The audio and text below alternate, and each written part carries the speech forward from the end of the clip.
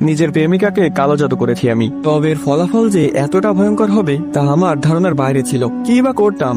আমার 8 বছরের প্রেম সব ভুলে গিয়ে সে অন্য একটা মানুষকে বিয়ে করতে যাচ্ছিল, কিন্তু আমার কোনো খারাপ উদ্দেশ্য ছিল না। আমি শুধু তাকে চেয়েছিলাম। অনেক চেষ্টা করেও যখন ব্যর্থ হয়েছি তখন ব্ল্যাক ম্যাজিকের সাহায্য নিতে হয়েছিল। জানতে চান মূল ঘটনা? আজ থেকে প্রায় 2 মাস আগের কথা। হঠাৎ সে কলেজে আসা বন্ধ করে দিয়েছিল। আমি প্রথম দিন এটি তেমন আমলে না নিলেও পরের দিন সন্দেহ হয়। ফোন বন্ধ, কলেজেও আসে না। বাধ্য হয়ে তার বান্ধবীকে জিজ্ঞেস করেছি। নিপার বান্ধবী আমাকে জানায় নিপা পরশু সন্ধ্যায় দেশের বাড়ি চলে গেছে। আমি রীতিমতো অবাক হলাম। আমাদের মাঝে কোনো ঝগড়াও হয়নি। এভাবে না জানিয়ে সে কিভাবে গেল? আবার ভাবলাম হয়তো ফ্যামিলিগত কোনো সমস্যা হয়েছে, কিন্তু একটা কল তো করতে পারতো। নিজেকে শান্ত অশান্ত করার মাঝে সিদ্ধান্ত নিয়েছি ওদের বাড়ি যাব। স্কুল জীবনের প্রেম, আমার পাশের এলাকাতেই তাদের বাড়ি। আমি কলেজে ভর্তি হওয়ার জন্য ঢাকা এসেছি, জেনে নিপাও ঢাকা এসেছে। সব তো ঠিকঠাক ছিল, তবে নিপা এমন করার কারণ কি জানতে আমি সেদিন রাতে গ্রামে রওনা করি। হঠাৎ বাড়িতে আসায় আম্মা আব্বাও অবাক হয়। আমি কাউকে কিছু না বলে সকাল সকাল নিপাদের বাড়ির দিকে রওনা করেছি। নিজের এলাকা পেরিয়ে তাদের এলাকাতে যাই, আর দেখতে পাই একটা বিয়ের গেট। আমার স্থানে যে কোনো ছেলে থাকলে এই অনুভূতিটা উপলব্ধি করতে পারতো। কতটা যন্ত্রণা এটিতে তা একটা ছেলের চেয়ে বেশি আর কেউ জানবে না। নিপার কোনো ভাই বোন নেই। এই বাড়িতে যদি কারো বিয়ে হয় তবে তা নিপার। আমি হতবাক হয়ে বাড়ির দিকে প্রবেশ করতে যাচ্ছিলাম, কিন্তু নিপার সাথে দেখা হয়ে গেল উঠানে। নিপা আমার হাতটা টেনে নিয়ে আসে বাড়ির বাইরে। আমি শুধু তাকে দেখছিলাম, আমাকে কিছু বলতেও দেয়নি। বাড়ির বাইরে এনে নিপা আমাকে মিষ্টি স্বরে বলতে থাকে, শুনো রাফি, আমি তোমাকে না বলে চলে এসেছিলাম যাতে তুমি কোনো সমস্যা না করো। আমাদের মধ্যে যা ছিল সব ভুলে যাও। আজ আমার গায়ে হলুদ, তুমি আমার চেয়ে ভালো মেয়ে পাবে। দয়া করে কোনো ঝামেলা করিও না, চলে যাও। আমি বললাম, এসব তুমি কি বলছো নিপা? তোমার মাথা ঠিক আছে?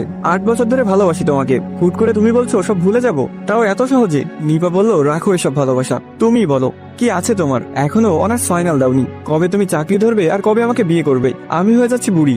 আব্বু ছেলে দেখেছে, ছেলের বিদেশে বিজনেস আছে, বিয়ের পর আমাকেও নিয়ে যাবে। প্লিজ দয়া করে আমার কেরিয়ার খারাপ করিও না, এমন ছেলে আমি কোনোদিন পাবো না। নিপা, তুমি সত্যিই ঠিক আছো? আর আমি কি স্বপ্ন দেখতেছি? এসব তুমি নিজের মুখে বলতেছো কিভাবে নিপা? হ্যাঁ, সেদিন আমি যেমন অবাক হয়েছি তেমন কেঁদেছি। নিপার পা ধরে অনুরোধ করেছি, নিপা আমাকে পাত্তাও দেয়নি। আমি বারবার নিপাকে বোঝাতে চেয়েছি, কিন্তু নিপা আমাকে তার ক্যারিয়ারের গল্প শুনিয়ে যাচ্ছিল। শেষে এসে রাগ দেখিয়ে আমার বুকে লাথি মারে, শুরু করে আমার উপর চিৎকার চেঁচামেচি। নিপার চিৎকারে ওর বাবা, চাচাতো ভাইরা সবাই দৌড়ে আসে। আমায় প্রচুর মারধর করে, কারো লাথি কারো ঘুষি, নাক মুখ ফেটে রক্তাক্ত হই। ক্ষত শরীর নিয়ে ফিরতে হয়েছে বাড়িতে। যদিও দেহের ক্ষতটার চেয়ে আমার অন্তরের ক্ষতটা বেশি যন্ত্রণা দিয়েছিল। আমি প্রায় পাগল হয়ে যাচ্ছিলাম। মানুষ কিভাবে মুহূর্তে তার রূপ বদলাতে পারে। গত 8 বছর মনে হয়েছিল এই মেয়ে সবার চেয়ে আলাদা, ওর মতো কেউ হয় না, সবাই ছেড়ে চলে যায়, কিন্তু নিপা যাবে না।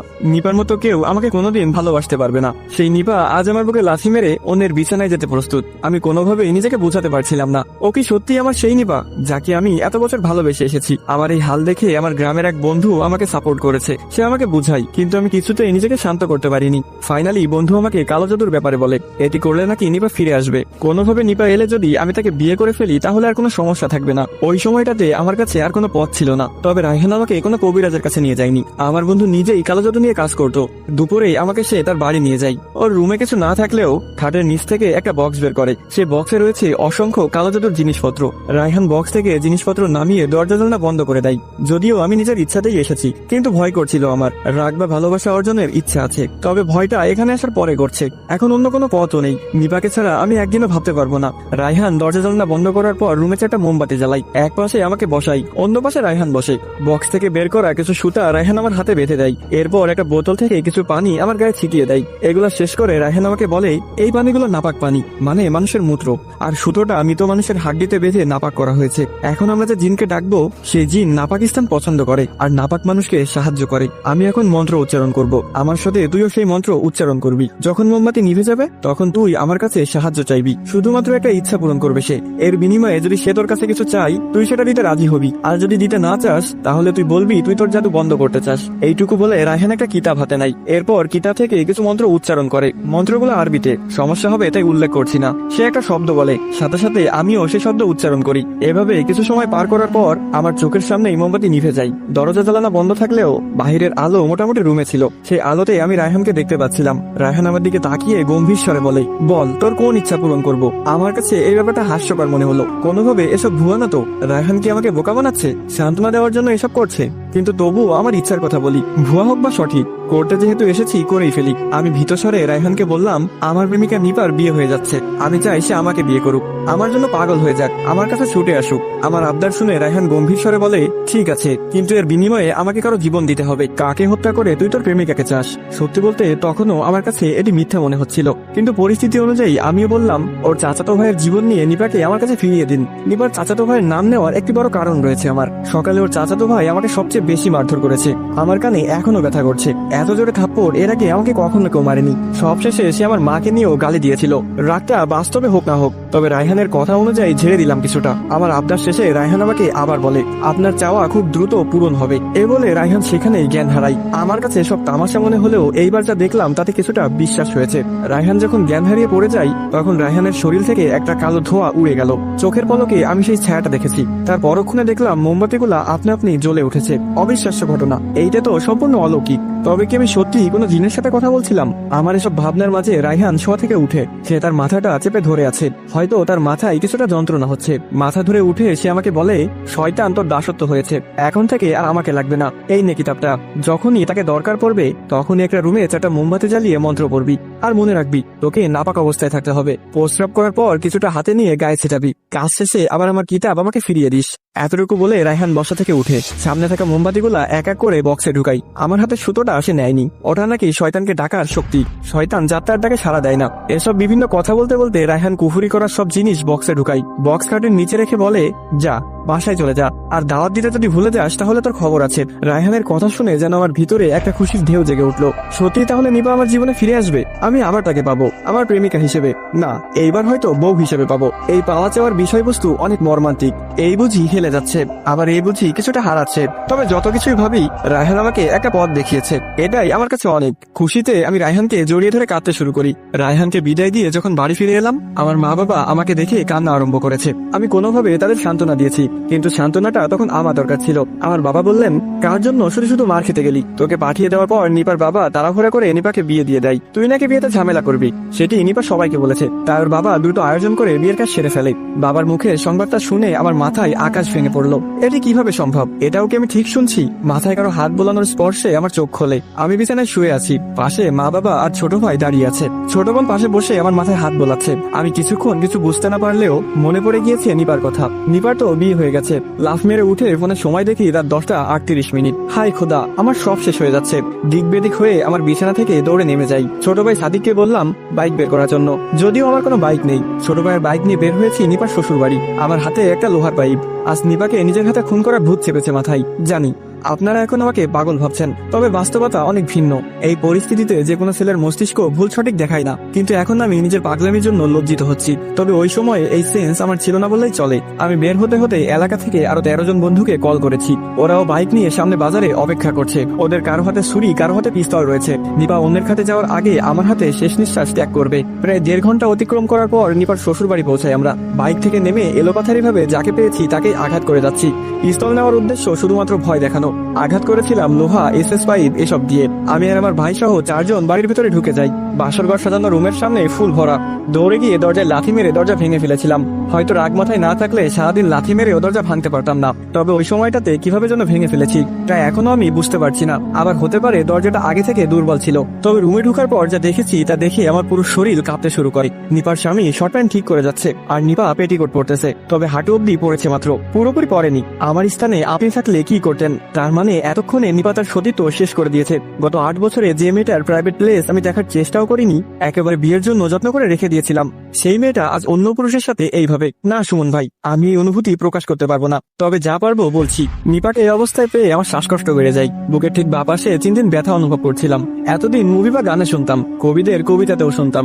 নারীর কষ্টে বুকের বাঁ পাশের ব্যথাটা সত্যি সহ্য করার মতো নয়। আমার হাতের লোহার পাইপটা দিয়ে মনে হচ্ছিল নিজের বুকে নিজে ছিদ্র করে ফেলি। চোখটা ভিজে এসেছে আমার। হাত পা কাঁপতে থাকায় দাঁড়িয়ে থাকার শক্তি পাইনি। আমি সেখানেই বসে পড়েছিলাম। বসে শুধু ভেজা চোখে নিপার দিকে তাকিয়ে আছি। মানুষ এভাবে রূপ বদলাতে পারে কিভাবে? এদিকে বাড়িতে হামলা করায় নিপার স্বামীর পরিবার থানায় কল দেয়। থানা বেশি দূরে ছিল না, হেঁটে গেলে 7 মিনিটের রাস্তা। পুলিশ চলে আসে বাড়িতে। আমার সাথীদের অনেকে পুলিশ দেখে পালাই। আমার ভাইও পালিয়ে যায়। শুধু আটকা পড়েছিলাম আমি সহ 3 জন। যখন পুলিশ আমাকে নিয়ে যাচ্ছিল, তখনও আমি নিপার দিকে এক দৃষ্টিতে তাকিয়ে আছি। আপনি বিশ্বাস করবেন না সুমন ভাই, ওই সময়ে আমার সত্যি বুকের ভেতরটা চিনচিন করে যাচ্ছিল। আমার ভিতরে কেউ চিৎকার দিয়ে কান্না করছে। তবে উপরে আমি একদম শান্ত। বসেছিলাম তাই দাঁড়াতে পারিনি। পুলিশ আমাকে টেনে টেনে নিয়ে যাচ্ছিল। এতে আমার একটা স্যান্ডেল ওদের বাড়িতেই থেকে যায়। 5 দিন পর আমি ছাড়া পেয়েছি জেল থেকে। কিভাবে মা বাবা বের করেছে তা আমি জানি না। কোনো উকিল ধরেছে হয়তো হয়তো কিছু টাকা জরিমানাও দিয়েছে, কিন্তু আমার কোনো হুদিস ছিল না। জেলে এই 5 দিন আমি পানি ছাড়া কিছুই খাইনি। কিভাবে খাবো বলেন? আমি এই সময়টা পার করে এসেছি। আমি জানি এটি কতটা ভয়ঙ্কর। আমি এইটাও জানি এই সময়ে আপনি নিজেকে চিনবেন না। আপনার ধ্যান থাকবে ওই মেয়েটাকে ঘিরে। আমারও কিভাবে 5 দিন কেটেছে আমি জানি না। আমি শুধু তাকে ভেবেছিলাম, পুরোনো দিনের কথাগুলো স্মরণ করেছিলাম। এই ভাবনা আর স্মরণে আমার সময়ের মরণ হয়ে গেছে। টের পাইনি কখন 5 দিন চলে গেছে। বাসায় যখন গাড়িতে নিয়ে যাচ্ছিল আমাকে, আমি কারোর সাথে 2টা কথাও বলিনি। কি বলবো? আমার কথা বলাও এখন যুদ্ধের সমান। বাসায় এসে নিজের রুমে গিয়েছিলাম। এরপর দরজা বন্ধ করে ইচ্ছে মতো চিৎকার দিয়েছি। আমার এক একটা চিৎকারে নিপার সাথে কাটানো 8 বছর দেখতে পাচ্ছিলাম। মনের সব কষ্ট আজ উড়াতে চাচ্ছি। জানি লোকে আমাকে পাগল ভাবছে, কিন্তু আমি এটাও জানি এই চিৎকার তারাও দিত যদি তাদের সাথে আমার মতো কিছু ঘটতো। আমার দিনটা পুরো একঘেয়ে হয়ে গিয়েছে। একা সারাদিন রুমে বসে পাগল হচ্ছিলাম। আপনাকেও আমি তখন থেকে চিনেছি। 15 দিন পর, অর্থাৎ নিপের বিয়ের আজ 20 দিন, আমার ছোট ভাই একটা খবর পেয়েছে। সে দৌড়ে এসে আমাকে বলে, ভাইয়া ভাইয়া, নিপার জামাই নিপাকে ডিভোর্স দিয়ে দিয়েছে। ওদের ছাড়াছাড়ি হয়ে গেছে। ছোট ভাইয়ের মুখে কথাটা শুনে আমি কিছুটা অবাক হলাম। খুশি হয়েছি নাকি আফসোস করেছি আমি বুঝতে পারছিলাম না। আমি তো এটাও বুঝতে পারছিলাম না আমি কি রিয়াকশন দিব। হতবাক হয়ে আমি জানতে চাইলাম ঘটনার মূল কারণ, কিন্তু ছোট ভাই কোনো উত্তর দিতে পারেনি। সে শুধু ছাড়াছাড়ির খবরটাই পেয়েছে। আমি রুম থেকে উঠে বের হতে যাচ্ছিলাম, তখন আমার বাবা বলে, যে মেয়েটার জন্য আজ তোর এই হাল হয়েছে, সেই মেয়েটার জন্য তুই এখনো ছুটে যাচ্ছিস। আমার সম্মানের কথা একটা বারও ভাবলি না। আমার কোনো মূল্য নেই তোর কাছে। মানুষ আমাকে বাজারে ছি ছি করে যাচ্ছে। আমাদের কথা বাদ দে, অন্তত তোর লজ্জাবোধ হওয়া উচিত। এত অবিচার অপমান করার পরেও তুই ছোট লোকই কেন করছিস বাবা? সেদিন আব্বুর কথায় আমার পা আটকে যায়। আর যাইনি আমি। কার জন্য বা যাবো? যে আমাকে রেখে অন্য একটা পুরুষের বিছানায় গেছে তার জন্য? তবে ছাড়াছাড়ির কারণটা আমার জানতে ইচ্ছা হয়েছিল। বাবার কথায় সেটাও আর জানতে চাইছিলাম না। সোজা নিজের রুমে এসে পড়েছিলাম। যদি ঘটনা এভাবে শেষ হয়ে যেত তবে হয়তো ঠিক ছিল, কিন্তু ঘটনা যেন কেবল শুরু হয়েছে। 23 দিনের মাথায় ঘটে এক দুর্কল্পনা ঘটনা। খুব ভোরে আমার আচমকা ঘুম ভেঙে যায়। বাহিরে আলো পড়েছে বোঝা যাচ্ছে, কিন্তু বাড়ির সবাই ঘুম। আমার বুকের বাঁ পাশটায় চিনচিন ব্যথা উঠেছে। টেবিল থেকে পানির জগ নিয়ে আমি পানি খেতে যাই, কিন্তু জগে পানি না থাকায় জগ নিয়ে হাঁটা দিই কলপাড়ের দিকে। যখনই আমি দরজা খুলে বের হলাম, দেখতে পাই আমাদের উঠানে নিপা দাঁড়িয়ে আছে। আমি নিজের চোখকে বিশ্বাস করাতে পারছিলাম না। নিপার এই হাল কেন? চোখের নিচে কালো দাগ পড়ে গেছে। না, শুধু কালো দাগ না, যেন কেউ কালি মেখে দিয়েছে। চেহারা শুকিয়ে পুরো শুটকি হয়ে গেছে। গালের মাংস ঢুকে গিয়ে হাড্ডিগুলো ভেসে উঠেছে। শুধু তাই নয়, ওর হাত পা এত চিকন হয়েছে যা কল্পনাও করা যায় না। এ নিয়ে আমি নিপার 3টি রূপ দেখলাম। একটা প্রেমের সময়, আর একটা তার বিয়ের সময়, আর একটা এখন দেখছি। এত রোগা কিভাবে হলো মেয়েটি? হাত থেকে আমার জগ পড়ে যায়। সে জগ পড়ার শব্দে হয়তো বাবার ঘুম ভেঙে গেছে। বাবা রুম থেকে বেরিয়ে এসে আমার পাশে দাঁড়ায়, কিন্তু সামনে নিপাকে দেখতে পেয়ে বেশ রেগে যাই। দরজার সামনে পড়ে থাকা লাঠি নিয়ে বাবা নিপার দিকে তেড়ে যাচ্ছিল। আমি কিছু বুঝে ওঠার আগেই বাবা তেড়ে গিয়ে নিপার পায়ে লাঠি দিয়ে আঘাত করে। নিপা লাঠির বাড়ি খেয়েও আমার দিকে অপলক দৃষ্টিতে তাকিয়েছিল। আমিও ওর দিকে তাকিয়েছিলাম।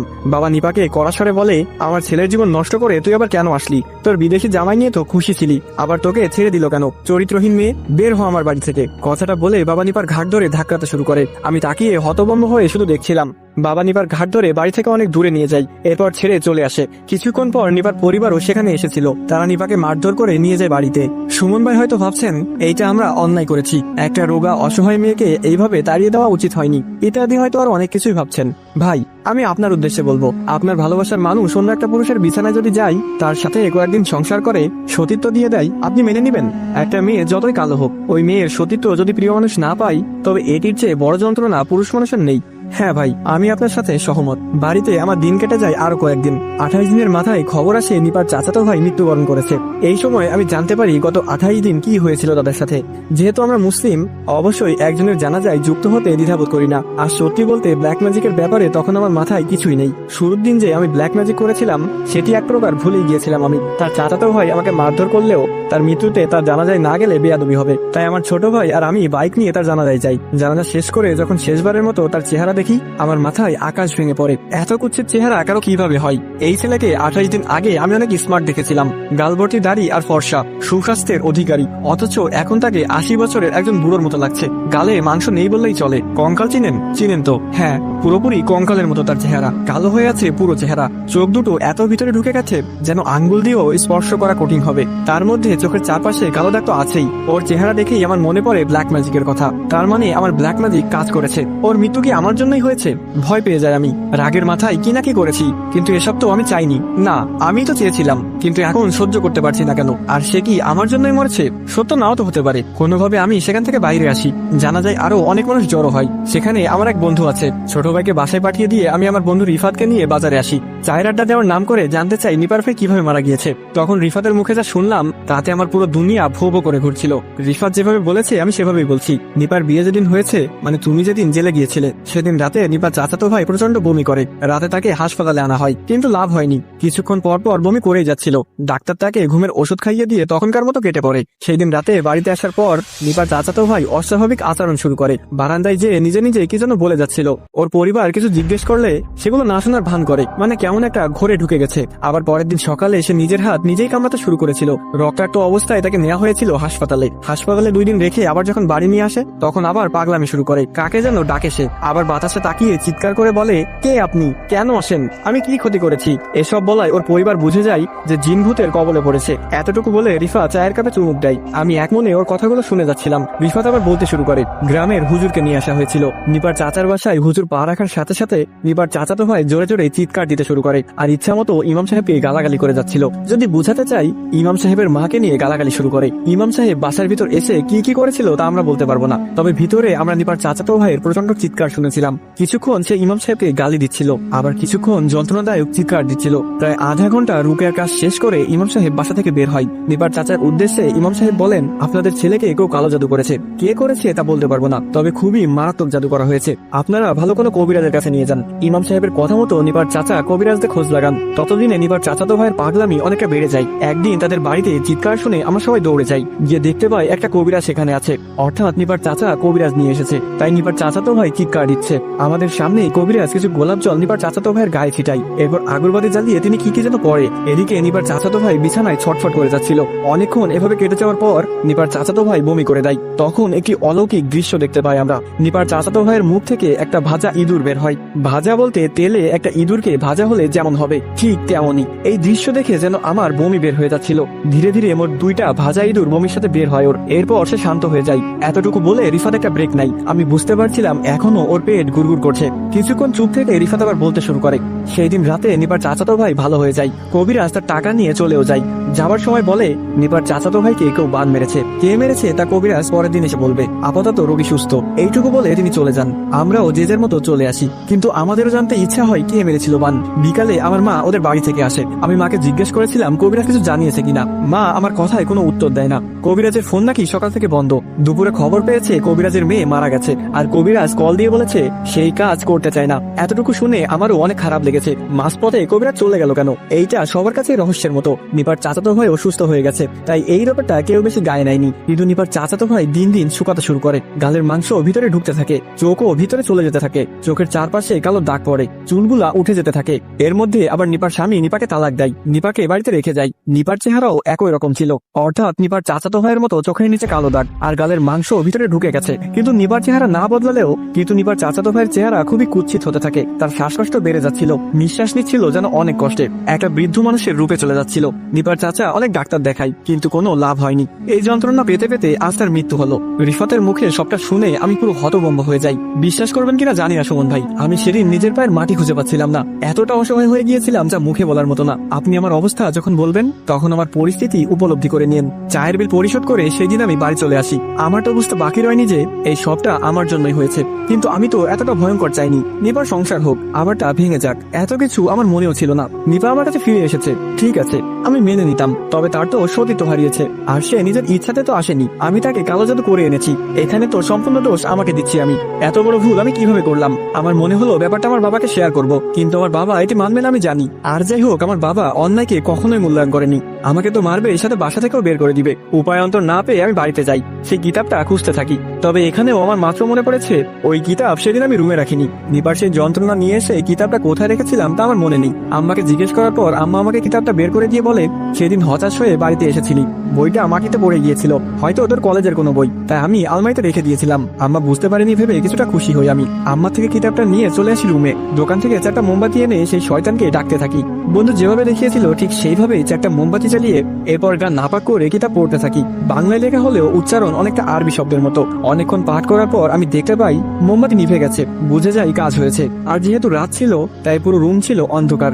অন্ধকারের মধ্যেই কারো কণ্ঠস্বর কানে এসে লাগে। কথোপকথনগুলো ছিল এমন, আপনি আমাকে ডেকেছেন মালিক? আমি বললাম হ্যাঁ। আপনি কি সে যাকে দিয়ে আমি কালো জাদু করিয়েছিলাম? সে বলল জি মালিক, আমি আপনার দাস বলছিলাম। আমি বললাম আমি চাই কালো জাদু কেটে দিতে, নিপা তার শ্বশুর বাড়ি ফিরে যাক আর তার স্বামীও সব মেনে নিবে। সে বলল ঠিক আছে মালিক, আপনার হুকুম আমি পালন করব, কিন্তু এর বিনিময়ে আপনি কার জীবন দিতে চান? এই লাইনটা শুনে আমার মাথায় বাজ ভেঙে পড়ে। অর্থাৎ আমাকে আরো একটা বলি দিতে হবে। একজনের মৃত্যুর বিবরণ শুনে আমার গায়ে এখনো কাটা দিচ্ছে। আরো কাউকে আমি কিভাবে এই যন্ত্রণা দিব? আমি থতমত খেয়ে বললাম কারো জীবন দেওয়া ছাড়া আপনি কাজ করবেন না? সে বলল মালিক, আপনার সব হুকুমেই আমাকে কারো প্রাণ উপহার দিতে হবে। আমি বললাম যদি আমি কোনো পশু পাখির জীবন উপহার দিই তাহলে নিবেন? এইটুকু বলার পর মোমবাতি আবার জ্বলে ওঠে। আমি অবাক হই অনেকটা। আমাকে উত্তর না দিয়ে এসে চলে গেল কেন? কোথাও তো ভুল করিনি। প্রথমবারে যখন করেছিলাম তখন তো ওইভাবে চলে যায়নি। আমি কিতাব সামনে রেখে আবার পড়তে শুরু করি। তাকে আবার ডাকি। অনেকক্ষণ পর মোমবাতি নিভে যায়। আবার আমি শুনতে পাই আমাকে ডেকেছেন মালিক? আমি বললাম উত্তর না দিয়ে চলে গেলেন কেন? সে বলল আপনি আমাকে আমার উপহার দিতে মানা করেছেন, তাই আপনার উপর আক্রমণ করার আগেই আমি চলে গিয়েছি। আপনি আমার মালিক হন। আমি বললাম ঠিক আছে, আমি একটা জীবন দিচ্ছি আপনাকে। এই গ্রামের সব থেকে নিকৃষ্ট এবং খারাপ লোকটার জীবন নিয়ে নিন, যে অন্যকে অত্যাচার করে অনেক, মানে সব থেকে খারাপ ব্যক্তি যে আছে তার জীবন নিয়ে নিন। সে বলল ঠিক আছে মালিক, আপনার কাজ হয়ে যাবে। সুমন ভাই, হয়তো এইটুকু শুনে আপনার অডিয়েন্স এবং আপনার কাছে ব্যাপারটা গুজব লাগতে পারে। হয়তো আপনি এবং আপনার অডিয়েন্স ভাবছে এটি সম্পূর্ণ বানোয়াট কোনো কাহিনী, কিন্তু সত্যি করে বলছি এইসব হয়েছে আমার সাথে। হয়তো আমার সাথে এমন না হলে আমিও বিশ্বাস করতাম না। সেখানে আপনার অডিয়েন্সরাও যে করবে না এটা অস্বাভাবিক কিছু নয়, কিন্তু আপনার অডিয়েন্সদের মধ্যে যারা আছে, অর্থাৎ সুমন ফায়ারের যেসব অডিয়েন্স আছে, আমি তাদের প্রশ্ন করে দিচ্ছি, আপনাদের মধ্যে যারা কালো জাদু করেছেন কিংবা কালো জাদুর শিকার হয়েছেন তারা অন্তত বলবেন আমি যা বলেছি এসবে কোনো মিথ্যা আছে কিনা। আমি জানি যাদের সাথে হয় তারাই জানে এর ভয়াবহতা। 1 মাস 4 দিনের মাথায় ঘটে আরো একটি ভয়ঙ্কর ঘটনা। আমার ছোট ভাইয়ের আচরণ খুব একটা ভালো দেখা যাচ্ছিল না। আমরা খেয়াল করেছি আমার ছোট ভাই সেসব পাগলামি শুরু করেছিল যা নিপার চাচাতো ভাই করতো। সবটা নিজের চোখে দেখে আমার আর বুঝতে বাকি রয়নি এসব কেন হচ্ছে। যেহেতু আমি ঢাকা কলেজে পড়ি তাই এলাকায় ছোট ভাইয়ের ব্যাপারে তেমন খোঁজ খবর রাখিনি, কিন্তু ছোট ভাইয়ের ব্যবহার দেখে যখন খোঁজ লাগাই তখন জানতে পারি আমার ভাই এলাকায় রাজনৈতিক দলের সাথে আছে। নেতাদের সাথে থেকে থেকে সে অসহায় মানুষদের ক্ষতি করেছে। ছোট ভাইয়ের কিছু বন্ধু বান্ধব থেকে এটাও জানতে পারি আমার ভাই স্কুলের কিছু মেয়েদের সাথে জোরপূর্বক শারীরিক সম্পর্ক করেছে। আমি কোনোদিন কল্পনাও করতে পারিনি আমার ছোট ভাই এত বাজে কাজে লিপ্ত ছিল, কিন্তু এই মুহূর্তে এসব ভাবার সময় কোথায়? ভাই তো আমারই, বোঝানো যেত। এখন তো আমি নিজেই ওর উপর কালো জাদু করে দিয়েছি।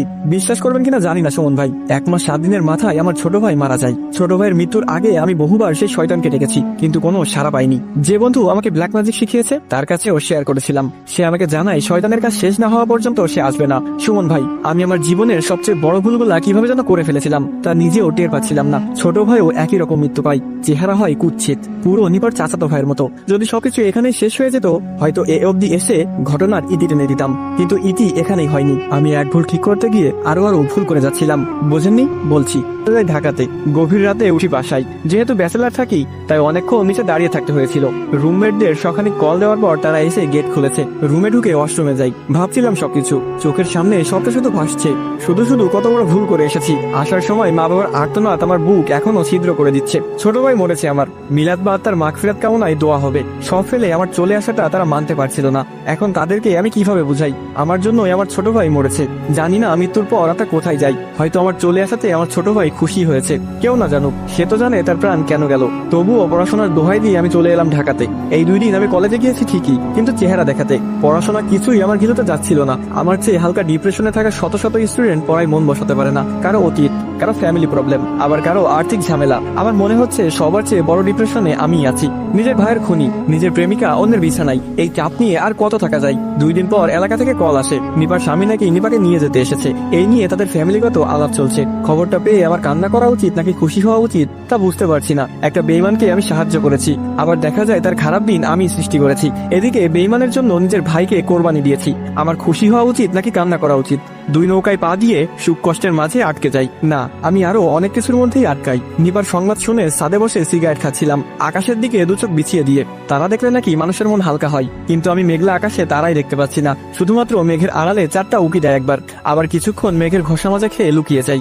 এইভাবে আকাশ নিয়ে ভাবায় আমার দীর্ঘ সময় কাটে। ঘরে থাকা অবস্থায় আচমকা একটা গরম বাতাস লাগে গায়ে। আমি ঘর থেকে বেরিয়ে আশেপাশে তাকাই। সোজাভাবে যদি বলি, মেঘ দেখে আমি বৃষ্টির অপেক্ষায় ছিলাম। খারাপ সময়ে বৃষ্টিতে ভিজতে দেখি অনেক মানুষকে, কেন ভেজে? হয়তো হালকা হতে, আর নয়তো বৃষ্টির পানিতে নিজেকে পবিত্র করার চেষ্টা চাই। এতক্ষণ জুড়ে শুধু শীতল বাতাসই ছিল। এই শীতল বাতাসে গরমের ছোঁয়া অস্বাভাবিক নয়, কিন্তু আমি যা পেয়েছি সেটা স্বাভাবিক নয়। একদম আগুনের তাপের মতো গরম লেগেছে। কিছুক্ষণ এদিক সেদিক তাকিয়ে আবার আকাশে মনোযোগ বসাতে যাব, তখনই পিছনে কিছু নড়ার শব্দ পাই আমি। ঘাড় ঘুরিয়ে পিছনে তাকিয়ে দেখি আমার থেকে কিছুটা দূরে একটা লোক দাঁড়িয়ে আছে। অস্পষ্ট চিনেন? হ্যাঁ, অনেকটা অস্পষ্ট দেখতে। ছাদে আলাদা কোনো আলোর ব্যবস্থা নেই। ফোনের লাইট অন করে আমি সামনে তাকিয়ে দেখি কেউ নেই। অন্ধকারে মনের ভুলে অনেকে হাতি ঘোড়া দেখে, আমার কাছেও তেমনই মনে হলো। হয়তো ভুল দেখেছি। ফ্ল্যাশ লাইট অফ করতেই আমার শরীরটা লোহার মতো শক্ত হয়ে যায়। লোহার মতো বলতে লোহার মতোই। আমি টের পাচ্ছিলাম দেহের সব অঙ্গ প্রত্যঙ্গ অবশ হয়ে গেছে। আমি বসা থেকে লম্বা হয়ে ছাদে শুয়ে পড়ি। এই সময় আমার কেমন লাগছে আমি বলি, যখন মানুষের অনেক বেশি জ্বর আসে আর সে শুয়ে থাকে সোজা হয়ে, বুক থেকে কি যেন বেরিয়ে আসবে, আবার সারা শরীর ঘেমে একাকার হয়ে যাচ্ছে। আমার কাছে ঠিক তেমনই লাগছিল। শরীর নাড়াতে পারছিলাম না, মুখ দিয়ে আওয়াজ বের হচ্ছিল না, গা থেকে ঘাম টলমল করে বের হচ্ছে। গায়ের রগগুলো হয়তো তখন দাঁড়িয়ে গিয়েছিল। আমি আমার সারা দেহে টান টান অনুভূতি অনুভব করছিলাম। মৃত্যুর আগে একটা মানুষ যেমন ছটফট করে, অনেকটা তেমন হয়েছিলাম। তখন আমার কানে কেউ ফিসফিস করে বলে, আমার আরো একটি জীবন চাই, আমাকে জীবন উপহার দিন মালিক। চোখ যখন খুলেছি তখন রোদে আমার গা পুড়ে যাচ্ছিল। আমি যে ছাদে সেটা বুঝতে একটু সময় লেগেছে। পিঠের নিচে ভেজা ভেজা লাগলো। শোয়া থেকে উঠে দেখি ছাদে জমে থাকা পানির উপরেই আমি শুয়ে পড়েছিলাম। সাইড থেকে হাতিয়ে ফোনটা নিয়েছি। সময় দেখি সকাল 8টা বাজে। রাতে বৃষ্টিও হয়নি, তাই হয়তো ঘুমটাও ভাঙেনি। এসব যখন ভাবছিলাম তখন আমার মনেও নেই যে রাতে কি হয়েছিল আমার সাথে। আমি বসা থেকে উঠতে গিয়ে হাঁটুতে টান খাই। সারা রাত সোজা হয়েছিল, তাই এইভাবেই ভালো অনুভব করেছি। বাঁকা করতেই টান খাই, আর তখন আমার মনে পড়ে রাতের কথা। ধীরে ধীরে সবটা মনে পড়ে। কানে কানে এসে বলেছিল তার আরো একটা জীবন লাগবে। হ্যাঁ, আপনাদের মতো ব্যাপারটা আমিও স্বপ্ন ভেবেছি, কারণ আমি তো সেই শয়তানকে ডাকিনি, আর কিতাবও রেখে এসেছি বাড়িতে। তাকে না ডাকলে তো সে আসবে না। তার মানে সত্যি এটা স্বপ্ন ছিল। স্বপ্ন ভেবে আমি ছাদ থেকে রুমে চলে আসি নেমে। রুমমেট যারা আছে তারা কেউ ফ্রেশ হচ্ছে, কেউ রান্না করছে, আবার কেউ রুমে ফোন চালাচ্ছে। এখানে সবাই আমার ক্লাসমেট না। কেউ দোকানে চাকরি করে, কেউ রাস্তায় হকারের দোকান দেয়, আবার কেউ আমার ক্লাসমেট। আমি আমার ব্যাগের কাছে এসে গায়ের গেঞ্জিটা খুলি। ভিজে গেছে অনেকটা। ওয়াশরুমে যে আছে সে বের হলে আমি গোসল করব, তাই গায়ের গেঞ্জি খুলে ব্যাগ থেকে গামছার লুঙ্গি বের করতে চেন খুলি। আর তখন আমি যে দেখেছি সুমন ভাই, বলতেও আমার মুখে আটকাচ্ছে।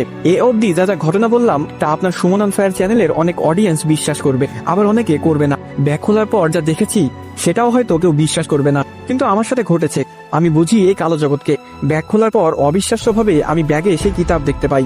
মাথাটা আমার সাথে সাথে ঝিম ধরে যায়।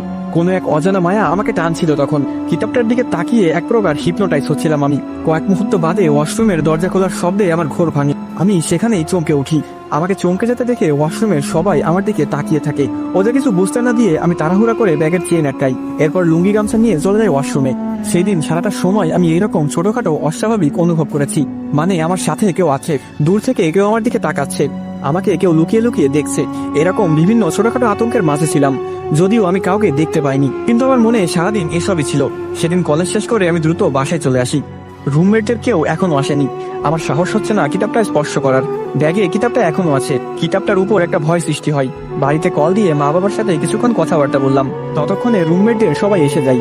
রাত 10টার দিকে আমি ঘুমানোর জন্য প্রস্তুতি নিয়েছি। কাল থেকে স্বাভাবিক হয়ে যাব এমন একটি আশা ছিল, কিন্তু অর্ধ ঘুমন্ত অবস্থায় আমি বিছানাতেই বমি করা শুরু করি। আচমকা বমি হওয়ায় আমার ঘুমও ভাঙে। রুমের সবাই লাইট জ্বালিয়ে দেখে আমি রক্ত বমি করে যাচ্ছিলাম। কুফুরি যে কতটা ভয়ঙ্কর আমি তখন টের পাচ্ছিলাম। যাদের কুফুরি করেছি তারাও ক্ষতিগ্রস্ত, আর আমি তো হচ্ছি। হয়তো নিয়ম পুরোপুরি জানি না বলে আমার ক্ষতি হচ্ছে। আমার রক্ত বমি দেখে রুমমেটদের সবাই আমাকে হাসপাতালে নিয়ে যায়। এই জগৎকে আমরা দেখি কেমন, আসলে কি তেমন? চোখের সামনে দেখতে পাই গাছগাছালি, নদী নালা, বসত বাড়ি। দিনের শুরুটা সূর্যের আলোয় উপলব্ধি করি, আর অন্ধকার নেমে গেলেই ঘুমের শহরে হারাই। মাঝের সময়টাতে ব্যস্ত ব্যস্ত আর ব্যস্ত। কারো পড়াশোনা, কারো পেটের জন্য যুদ্ধ। আসলে কি এমন? এর বাহিরে কি কিছুই নেই? হয়তো বললে ভুল হবে, এর বাহিরে অনেক কিছু আছে। হ্যাঁ, অনেক কিছুই আমাদের আশেপাশে ঘুরে বেড়াই। আমরা তাদের খালি চোখে দেখি না ঠিকই, কিন্তু তারা আমাদের দেখে। আমাদের নিত্যদিনের সঙ্গী তারা ঠিকই হচ্ছে, কারো উপকারে কারো অপকারে। আমি রাফি হয়তো অপকারের লিস্টেই পড়ে গিয়েছিলাম। একটা মানুষকে পাবার জন্য 2টা মানুষকে খুন করেছি, তবুও সেই মানুষটাকে আমি পাইনি। পাওয়া না পাওয়ার মধ্যে নিজেকেও এখন হারাচ্ছি। গত 3 দিন ধরে আমি হাসপাতালের বেডে শুয়ে আছি। আমার চিকিৎসা চলছে ঠিকই, কিন্তু আমি জানি ডাক্তাররা ভুল রোগের চিকিৎসা চালাচ্ছে। উনাদের ভাষ্যমতে আমার মাথায় ডিপ্রেশন অনেক, প্রেসারে মাত্রাধিক ভাবনা করেছি, তাই মস্তিষ্কে চাপ পড়েছে, যার কারণে আমার শরীর দিন দিন দুর্বল হয়েছে। কি অদ্ভুত ব্যাখ্যা! আমার দেখাতে সবটা অলৌকিক কিছু, কিন্তু বিজ্ঞানের ব্যাখ্যাতে আমি একটা পাগল। হয়তো পৃথিবীতে যাদের আমরা পাগল বলি তাদের মধ্যে 40% মানুষই পাগল নয়, ওরা সুস্থ, কিন্তু সোসাইটি আর বিজ্ঞানের ব্যাখ্যায় তারা পাগল। যেমন এখন আমাকে পদবি দিচ্ছে। আমার রুমমেটদের মধ্যে একজন আমার এলাকার, তার সুবাদেই আমি রুমটা পেয়েছি। বাড়ি থেকে বাবা টাকা পাঠাচ্ছে, আর এলাকার ছেলেটা আমার চিকিৎসা চালাচ্ছে। গতকাল রাতে আমি ডাক্তারের সাথে হামিদের কথা শুনেছি। ডাক্তার হামিদকে বলেছিল, আপনার রোগীকে কোনো সাইকিয়াট্রিস্টের কাছে নিয়ে যান, ওনার মাথায় সমস্যা আছে, যে কোনো সময় মানসিক ভারসাম্য হারাতে পারে। আমি চাই না আপনার বন্ধু পাগল হয়ে যাক। ডাক্তারের কথাটা আমি তাদের অগোচরে শুনে ফেলেছিলাম। আমাকে ঘুমন্ত ভেবে তারা আলোচনা করেছিল। আমি বুঝে যাই তারা আমাকে পাগল ভাবছে। আজকে হয়তো আমাকে ছেড়ে দিবে, এরপর কোনো পাগলের ডাক্তারের কাছে নিয়ে যাবে। পাগলের ডাক্তারও আমাকে বিজ্ঞানের ব্যাখ্যায় পাগলের পদবি দিয়ে দিবে। অনেকে হয়তো বলবে ও রাফি পাগল, কিন্তু সুমন ভাই, ওই সময় এসব নিয়ে আমার তেমন একটা মাথা ব্যথা ছিল না। আমার শুধু ওই ব্যাপারটা মাথায় গজগজ করছিল, আমার হুকুম ছাড়া শয়তান কেন এলো, আর জীবন চাচ্ছে কেন। বিকাল হতেই বন্ধু হামিদ আমাকে বাসায় নিয়ে আসে। হামিদ বাটার শোরুমে চাকরি করে, তাই সময় বেশি পায় না। বের হওয়ার সময় হামিদ বলে, তোর বাবার সাথে আমার কথা হয়েছে, তোকে আরেকজন ডাক্তারের কাছে নিয়ে যেতে হবে, কিন্তু আমার ছুটি হবে না কাল। আগামী শুক্রবার মার্কেট অফ আছে, শুক্রবারে তোকে নিয়ে যাব, আপাতত রেস্ট কর। আর এই কদিন কলেজে যাবার দরকার নেই। একগাদা শাসন বাক্য ছুড়ে দিয়ে হামিদ চলে যায়। আমি তার কথা শুনে বুঝে যাই সে কোন ডাক্তারের কথা বলেছে। তার মানে আমার বাবাও জানেন ব্যাপারটা। বাবা যেহেতু জানে, মাও এতক্ষণে জেনে গেছে আমি পাগল। কদিকের ভাবনা ভাববো আমি। এদিকে প্রেমিকা হারাবার যন্ত্রণা, অন্যদিকে আমি খুনি, আবার এদিকে পড়াশোনার চাপ, আর একদিকে আমি হলাম পাগল। নিজেকে নিজেই চিনতে হয়তো ভুল করে যাচ্ছি বারবার। নিজের অস্তিত্বকে এক প্রকার হারাতে বসেছি। রুমে বসে এসব ভাবছিলাম, হঠাৎ সিদ্ধান্ত নিলাম দিনকে হাজির করব আবার। বাসায় কেউ নেই, নিজে একটু হেঁটে বাসার নিচে আসি, 4টা মোমবাতি নিয়ে আবার রুমে যাই। ব্যাগ খুলে দেখি কিতাবটা এখনো ওইভাবেই রয়েছে। আগের বারের মতো সব ঠিক করে আমি নিজেকে প্রস্তুত করি। এরপর কিতাব পড়তে শুরু করাই দেখতে পাই মোমবাতি নিভে গেছে। আমি চুপ হয়ে তার কণ্ঠের অপেক্ষায় ছিলাম। তখন সে আমাকে বলে, আপনি আমাকে ডেকেছেন মালিক? আমি বললাম, হ্যাঁ ডেকেছি, কিন্তু আপনার সাথে আমার কিছু কথা আছে, আমার কিছু প্রশ্ন জানতে হবে। সে বলল, বলুন মালিক। আমি বললাম, আমার সাথে যত কিছু হচ্ছে এসব কি আপনি করছেন, নাকি আমি সত্যি পাগল হয়ে গেছি? সে বলল, মালিক, ওসব আমিই করেছি। আমি ক্ষুধার্ত, আমার কারো জীবন লাগবে। আমি বললাম, আপনি ক্ষুধার্ত হলে আমি কেন আপনাকে জীবন দিব? আপনার শক্তি আছে, যাকে ইচ্ছা তাকে মারুন, ওটা সম্পূর্ণ আপনার ইচ্ছা, আমার কাছে কেন চাচ্ছেন? সে বলল, মালিক, আপনার অনুমতি ছাড়া আমি কারো প্রাণ নিতে পারি না। আমি বললাম, আপনি কি আমার কথা বুঝতে পারছেন না? আমার অনুমতি লাগবে কেন? আমি প্রাণ দেওয়ার কে? সে বলল, আপনার অনুমতি নিয়ে আমি যদি কারো প্রাণ আনি, এতে আমার পাপ হবে না, যা হবে আপনার হবে। আমি আমার জীবনে কোনো পাপ করিনি, আমাকে দিয়েই করিয়েছে সবাই। ইয়া আল্লাহ, এ আমি কি বিপদে পড়লাম? মানুষ হত্যা করেছেন আপনি, আর বলছেন আপনি পাপ করছেন না। সে বলল, জি, কারণ ওই হত্যা আপনি করিয়েছেন, আমি করিনি। আমি বললাম, সব মানলাম, আমার উপকার করতে গিয়ে আপনি কারো প্রাণ নিয়েছেন বিনিময়ে, কিন্তু এখন তো আমি আপনাকে দিয়ে কোনো কাজ করাচ্ছি না, তাহলে এখনো প্রাণ চাচ্ছেন কেন? সে বলল, আপনার সাথে থাকার বিনিময়ে আমি প্রাণ চাচ্ছি। আপনি কি জানেন না, মালিক তার দাসকে পরিচালনা করে, আপনি আমাকে ক্ষুধার্ত রাখতে পারেন না। আমি বললাম, কিন্তু আমি তো আপনাকে চাই না, আর না আমি আপনার মালিক, আপনি চলে যান, দরকার নেই আপনাকে আমার, অনেক করেছেন আমার জন্য, আল্লাহর দোহাই লাগে, আপনি চলে যান। মোমবাতি নিজে থেকে আবার জ্বলে ওঠে। আমি ধরে নিয়েছি এইবার আর কোনো সমস্যা নেই, শয়তান চলে গেছে। উঠতে যাব তখনই মোমবাতি আবার নিভে যায়। এদিকে সুইচ হাতের কাছে থাকায় আমি উঠার গতিতে বাতির সুইচ দিয়ে ফেলেছিলাম, বাতিও জ্বলে উঠে মোমবাতিও নিভে যায়। তখন আমি লাইটের আলোতে দেখি একটা কালো কুচকুচে বিড়াল 4টা মোমবাতির ঠিক মাঝখানে বসে আছে। চোখের পলকটা ফেলার আগেই বিড়ালটা এক লাফ দিয়ে বাতির দিকে উঠে যায়। এই পুরো দৃশ্য আমি 1 সেকেন্ডের জন্য দেখেছি। বিড়ালটা যখন শূন্য লাফ দিয়ে বাতির দিকে উঠছিল, তখন একটা মানুষের মতো কালো কিছুকে দেখেছি আমি। ফ্লোরে তো বিড়াল ছিল, কিন্তু শূন্যে সে একটা কালো মানুষের রূপ নিয়েছে। এদিকে 1 সেকেন্ড পরে বাতিটা ফেটে আলো নিভে যায়। এরপর আর কিছু দেখিনি আমি। অন্ধকারে কেউ আমার গালে কষে চড় মেরেছে। ব্যালেন্স ঠিক রাখতে না পেরে আমি ফ্লোরে পড়ে যাই। হামাগুড়ি দিয়ে মোমবাতি খুঁজতে যাব, তার আগে কেউ আমার পিঠে ঘাড়ে অনেক জোরে জোরে মেরে যাচ্ছিল। হাস্যকর লাগছে তাই না? যদি আপনি আমার স্থানে থাকতেন, বুঝতেন এটি হাসার উপযুক্ত ব্যাখ্যা কিনা। এই ঘটনা গ্রামে যারা থাকেন তারা সচরাচর দেখেছেন হয়তো। যারা এসব ব্যাপারে জানে তারা হাসবে না, আর যারা এখনো পর্যন্ত সবটা ভুয়া মনে করছেন, আমি জানি তাদের ঠোঁটের কোনায় মৃদু হাসি রয়েছে। কালো জাদু কতটা ভয়ঙ্কর তার ভিকটিম ব্যতীত অন্যরা কখনো সহজে মেনে নিতে পারবে না। আজ থেকে 30 বছর আগে যাদের নামকরণ করা হতো, তাদের নামগুলো আপনার মনে আছে? মানে আপনার দাদা দাদিদের নাম, কিংবা তাদেরও মা বাবার নাম, সগিনা, গোলবাহার, বতি, কাল্লা, বন্দি ইত্যাদি নাম, যা এই যুগের মানুষ শুনলে হাসে। অথচ সেই যুগে এই নামগুলো ছিল জনপ্রিয়। মানুষ এসব নামে হাসতো না। কেউ এই নামে চিঠি এসেছে জেনে অন্তর জুড়িয়ে যেত। এই নামে ডাকলে কারো কারো ভিতরে মোচড় সৃষ্টি হতো। আর এই যুগে আপনারা হাসেন। সেই যুগের নাচ দেখেও আপনারা হেসেছেন, হাসেননি? আমি জানি, একবার হলেও আপনি হেসেছেন। অথচ ওই সময়ের মানুষ এই নাচের জন্য মরিয়া ছিল। টেলিভিশনের পর্দায় পুরো গ্রামের মানুষ একসাথে বসে তা উপভোগ করত। মাঝে মাঝে মুরব্বীদের নাচের মধ্যেও দেখবেন সেই পুরনো অনেক নাচের স্টেপ রয়েছে, যা কারো আবেগ ছিল। তা নিয়ে এই যুগে আপনারা হাসেন। হাসেন না? কেন হাসেন? কারণ আপনার সময়কালে এসব ছিল না, আপনি তা উপভোগ করেননি। আপনি বর্তমান সময়ে অভ্যস্ত, বর্তমান সময়ের নামকরণে অভ্যস্ত।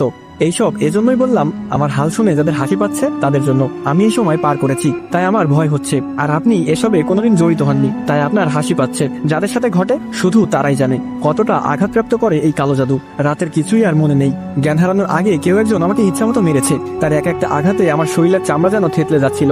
সকালে ঘুম থেকে ওঠার পর মাথায় প্রচুর ব্যথা হচ্ছিল। সামনে ছিল রুমের সবাই, আর জানতে পারি আমি সবটা। হামিদ আমাকে রাতের ঘটনা তখন জানাই। হামিদ যেভাবে আমাকে বলেছিল আমি সেভাবেই বলছি।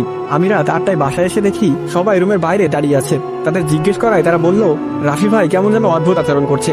ওদের মুখে ব্যাপারটা শুনে আমি দরজা খুলি, দেখি রুমের এক কোণে বসে আছিস, আর ফ্লোরে কয়েকটা মোমবাতি পড়ে আছে। কিন্তু অসহ্য ব্যাপার ছিল গন্ধের মতো। রুম থেকে একটা বিশ্রী পচা গন্ধ ভেসে আসছিল, যা আমার নাকে প্রবেশ করতেই আমারই বমি হয়ে যাচ্ছিল। রাস্তার পাশে অ্যাক্সিডেন্ট করে যখন কোনো কুকুর মারা যায়, সেই কুকুর পচে যতটা বিশ্রী গন্ধ বের হয়, ঠিক তার চেয়ে 2 গুণ বেশি গন্ধ আসছিল রুম থেকে। আমি ভেবেছি রুমের কোনো কোনায় হয়তো মরা ইঁদুর পড়ে আছে। তখনও বুঝতে পারিনি আসলে হচ্ছিল কি।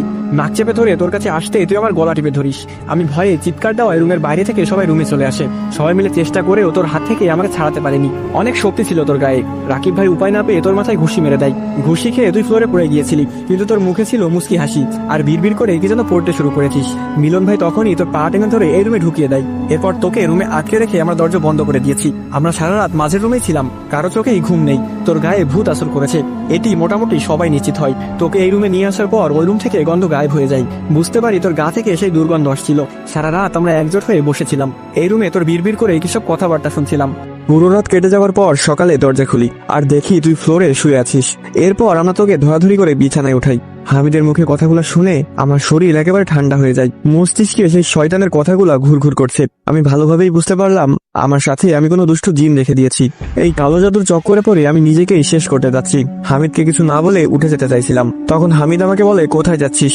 আমি হামিদকে কিছু বলতে চাচ্ছিলাম না, ওর সাথে আরো লোকজন আছে, এখন সবাইকে সত্যটা জানালেই সমস্যা হবে। উঠতে উঠতে হামিদকে বলি, ফ্রেশ হয়ে কলেজে যাব, আজ জরুরি ক্লাস আছে একটা। এতটুকু বলেই দরজা অব্দি আসতেই হামিদ আমাকে বলে, ঠিক আছে সাবধানে যা। আর তোর বাবাকে আমি কল করে বলেছি সব, উনি বলেছে একজন হুজুরের কাছে নিয়ে যাবে, গ্রামে ডেকেছে তোকে। হামিদের কথা শুনে আমার ভিতরে দুমড়ে মুচড়ে যেতে থাকে। বাবা যদি এটি জানেন তবে তো আমাকে নিশ্চয়ই সন্দেহ করবে, কারণ হিসাবটা এখন পুরোপুরি সবাই মিলাতে পারবে। আমি গ্রামে যাওয়ার পরেই নিপার ওই হাল, তার চাচাতো ভাই আমাকে মেরেছে, তাই ওর মৃত্যু। এদিকে আমার ছোট ভাইয়েরও মৃত্যু। সোজাভাবে বললে কালো জাদুর ব্যাপারটা অনেকেই বুঝে যাবে, কিন্তু এখন আমার কথা বলাটাও ভুল হবে।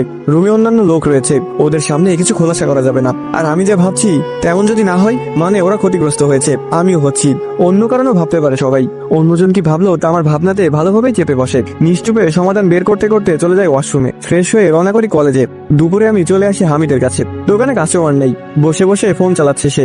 আমাকে দেখে উঠে আসতেই আমি বলি, একটু কথা আছে তোর সাথে, পার্সোনাল, সাইডে আই। আমার কথা শুনে হামিদ তার মালিকের কাছ থেকে 10 মিনিটের সময় চেয়ে নেয়। এরপর দুজন মিলে চলে যায় মার্কেটের পিছনে থাকা একটি টং দোকানে। চায়ের অর্ডার দিয়ে দুজন দুটো সিগারেট ধরাই। এরপর আমি হামিদকে শুরু থেকে শেষ অবধি সবটা খুলে বলি। হামিদ আমার পুরো কথা শুনে থ হয়ে যায়। হওয়ারই কথা, যে কেউই হবে, যেমন আপনারা হচ্ছেন এতদিন। হামিদ আমাকে কি জবাব দিবে হয়তো ভেবে পাচ্ছিল না, তবে কিছুক্ষণ চুপ থেকে বলে, ঠিক আছে তুই বাসায় চলে যা, আমার দোকানে দেরি হয়ে যাচ্ছে, আমি বাসায় এসে তোর সঙ্গে কথা বলবো। হামিদের কথায় আমিও উঠে যাই। হামিদ চলে যায় দোকানে, আর আমি যাই টিএসসির মোড়ে। বাসায় এখন একা গেলে সমস্যা হবে, সেই জিন আমাকে একা পেলে ভালোভাবেই ধরে। এখানে সময় কাটিয়ে সন্ধ্যার আগে বাসায় যাওয়ার সিদ্ধান্ত নিয়েছি। অনেকেই হয়তো দেখেছেন টিএসসির মোড়ে যে একটা বট গাছ আছে সেটিকে। এর আগে আমি যতবার এখানে এসে সময় কাটিয়েছি তখন অন্য কিছুই অনুভব করিনি। হবেও বা কিভাবে, এই মোড়ে আমি নিপাকে নিয়ে আসতাম বেশি। চায়ের দোকানগুলোয় ওর সাথে জমি আড্ডা দিতাম। বটতলায় বসে আমরা আমাদের ভবিষ্যৎ সাজাতাম। বিয়ে কিভাবে হবে, বাচ্চা কয়টা নিব, ঘর কিভাবে সাজাবো, বাচ্চাদের নাম কি রাখবো, ইত্যাদি আরো অনেক কিছু। যখন রাফি ভাই আমাকে কথাগুলো বলছিলেন, তার কান্না শুনলে আপনাদেরও কান্না এসে যেত। বলতে গেলে পুরো 10 মিনিট তিনি কান্না করার জন্য আমাকে ঘটনা বলতে পারেননি। যাই হোক, উনার মতো করে আমি আপনাদের বোঝানোর চেষ্টা করছি যে বটতলা দেখলে নিপার স্মৃতিগুলা ভেসে ওঠার কথা, সেই বটতলাটা আজ কিছুটা ভয় ভয় লাগছে। এই ভয় কিসের? নিপার শূন্যতা নাকি কালো জাদুর প্রভাব? হতে পারে দুটোই। নিপার বিয়ের দিন থেকেই তো ভাবনা করতে করতে অস্থির আমি, এখনো হচ্ছে। ভাবনা করেই সন্ধ্যা নামাবো। কয়েক ঘন্টা বসে থাকার পর আমার নজরে আটকে যায় একটা অস্বাভাবিক ঘটনা। হয়তো ভাবছেন বটতলায় জিন দেখতে পেয়েছি, না জিন না, নিপাকে দেখতে পাচ্ছিলাম। আমি স্পষ্ট দেখতে পাচ্ছিলাম নিপা একা বসে আছে, চেহারা ফ্যাকাশে হয়ে আছে। আসার আগে যেমনটা দেখেছিলাম একদম তেমন। রোগা পাতলা নিপাকে দেখে আমার ভিতরটা মোচড় দিয়ে ওঠে। নিপাকে আমার খোঁজে পালিয়ে ঢাকায় চলে এলো। মেয়েটার উপর আমার বড্ড অভিমান জমে আছে, সাথে প্রচন্ড রাগ রয়েছে। কিন্তু ওর চেহারা দেখতে পেয়ে যেন সব নিমেষেই ভুলে গেলাম। রাস্তার এপার থেকে নেমে আমি দৌড়ে বটতলার দিকে যেতে থাকি। নিপা একেবারে অন্যমনস্ক হয়ে আছে। আমি ওর কাছে গিয়ে বলে উঠলাম, নিপা তুমি এখানে? আমার কথা শুনে নিপা আমার দিকে মাথা তুলে তাকায়, কিন্তু ওর চোখগুলো দেখে আমার পায়ের নিচের মাটি সরে যায়। নিপার চেহারায় কোনো চোখ নেই, কালো কুচকুচে হয়ে আছে সবটা। আমি চিৎকার দিতেই যাব, তখন কেউ আমার কাঁধে হাত রেখে বলে, আরে মামা এমন করতেছেন কেন? তার ডাকে আমি লাফিয়ে উঠি, হাত থেকে চায়ের কাপ পড়ে যায়। চায়ের দোকানদার আমার দিকে হতভম্ব চাহনিতে তাকিয়ে আছে। আমি খেয়াল করে দেখলাম আমি এখনো চায়ের দোকানে বসে আছি। এতক্ষণ যা ছিল সবটা কল্পনা। হাত থেকে চায়ের কাপ ফেলে দিয়ে দোকানিকেও ভয় পাইয়ে দিয়েছি। দোকানি আমার দিকে তাকিয়ে আছে, আমিও দোকানের দিকে তাকিয়ে আছি। আমি কিছু একটা বলে এই তাকাতাকি বন্ধ করতে যাব, তখন দোকানি আমাকে বলে, মামা কি নিশা পানি খাইয়ে আসছেন নাকি? আপনার এত এর আগে কখনো এমন করতে দেখি নাই। বলে রাখা ভালো, দোকানদার আমাকে ভালো করেই চিনে। সবসময় এখানে এসেই আড্ডা দেওয়া, কলেজের বন্ধুরা মিলেও কম আসা হতো না। সেই সুবাদে এখানে অনেক দোকানদারের সাথেই আমার ভালো সম্পর্ক। এদিকে দোকানি আমার সামনে থেকে সরে আবার তার চেয়ারের দিকে যায় অন্য কাস্টমারের জন্য চা বানাতে। তিনি বলেন, আপনার লগের জনেরা কই ছিল? ভাবির বলে বিয়া হইয়া গেছে। কষ্ট পায়েন না ভাই, আর নিশাও কইরেন না। জীবনে এমন হক গোলের লগেই হয়, আমার লগেও হয়েছিল। কাহিনী শুনবেন? এতটুকু বলে দোকানি আমার সামনে আর এক কাপ চা নিয়ে আসে। বুঝলাম সে অন্য কাস্টমারের জন্য না, আমার জন্যই বানিয়েছে। রীতিমতো আমাকে অবাক করে সে একটা সিগারেট নিজে ধরিয়ে আমার হাতে দেয়। আমি চার সিগারেট নিয়ে ওর কথা শুনছিলাম। সে তার জীবনের ঘটনা বলতে থাকে। এদিকে সিগারেটে টান দিতে দিতে ওর কথা থেকে মনোযোগ সরাই আমি। সে বকে যাচ্ছে, আর আমি ভাবছি কিছুক্ষণ আগের ঘটনাটা এত রিয়ালিস্টিক, কল্পনাও সম্ভব। তবে এটি আসলেই কল্পনা ছিল নাকি সেই জিন আমাকে দেখিয়েছে সবটা?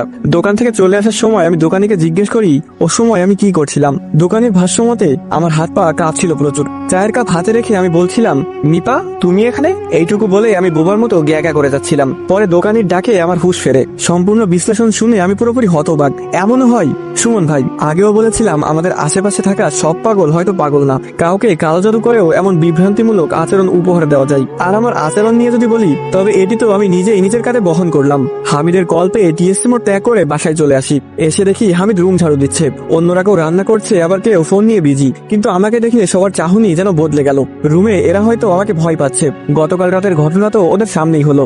এদিকে হামিদ আমাকে বলে ভ্যালকনিতে গিয়ে বস, আমি ঝাড়ু দিয়ে আসতেছি। হামিদের কথা মতো আমি ভ্যালকনিতে গিয়ে অপেক্ষা করতে থাকি। আমাকে ভ্যালকনিতে অপেক্ষা করতে বলে হামিদ ঝাড়ু দিচ্ছে রুম। ভ্যালকনিতে এসে একটা সিগারেট ধরাই, ততক্ষণে হামিদ এসে উপস্থিত হয়। আমার কাছে এসে সে আমাকে একটা আয়না হাতে ধরিয়ে দেয়। আমি আয়না নিয়ে ওর দিকে তাকাই। হামিদ তার নিজের ফোনের লাইট জ্বালিয়ে আমার মুখে ধরে, এরপর আয়নায় তাকাতে বলে। আমি আয়না তুলে তাকাতেই বড়সড় একটা ধাক্কা খেয়েছি। আমার চোখের চারপাশ কালো হয়ে আছে, গাল ভেঙে অনেকটা ভেতরে চলে গেছে, আর চোখগুলো ভেতরে চলে যাচ্ছে। আয়না নামানোর পর হামিদ আমাকে বলে, যা যা বলেছিস আমাকে তার কাউকে বলার দরকার নেই। তোর চেহারা দেখে রুমের সবাই কতটা ভয় পেয়েছে দেখলি তো। রুমে আসার আগে ওদের সঙ্গে আমার এক দফা তর্কাতর্কি হয়েছে। ওরা চাচ্ছে হয়তো তুই রুম ত্যাগ কর, আর নয়তো ওরা করবে। তোকে সবাই ভয় পাচ্ছে। হামিদের কথা জবাব আমি কি দেবো তা আমার জানা ছিল না। ঢাকা শহরে ব্যাচেলার থাকা ছেলেগুলো জানে এটি কতটা পেন দেয়। আমার নীরবতা কাটিয়ে হামিদ আমাকে বলে, তোর কথার উপর বিচার বিবেচনা করে বুঝলাম মূল নষ্ট হচ্ছে ওই কিতাবটা। গ্রামে ফেলে এলি, তাও তোর সাথে ঢাকায় চলে এসেছে, এর মানে তুই বুঝছিস? আমি বললাম, আমি তো কিছুই বুঝতে পারছি না, কি করব আমি? হামিদ বলল, আমি অনেক কিছুই বুঝতে পারছি।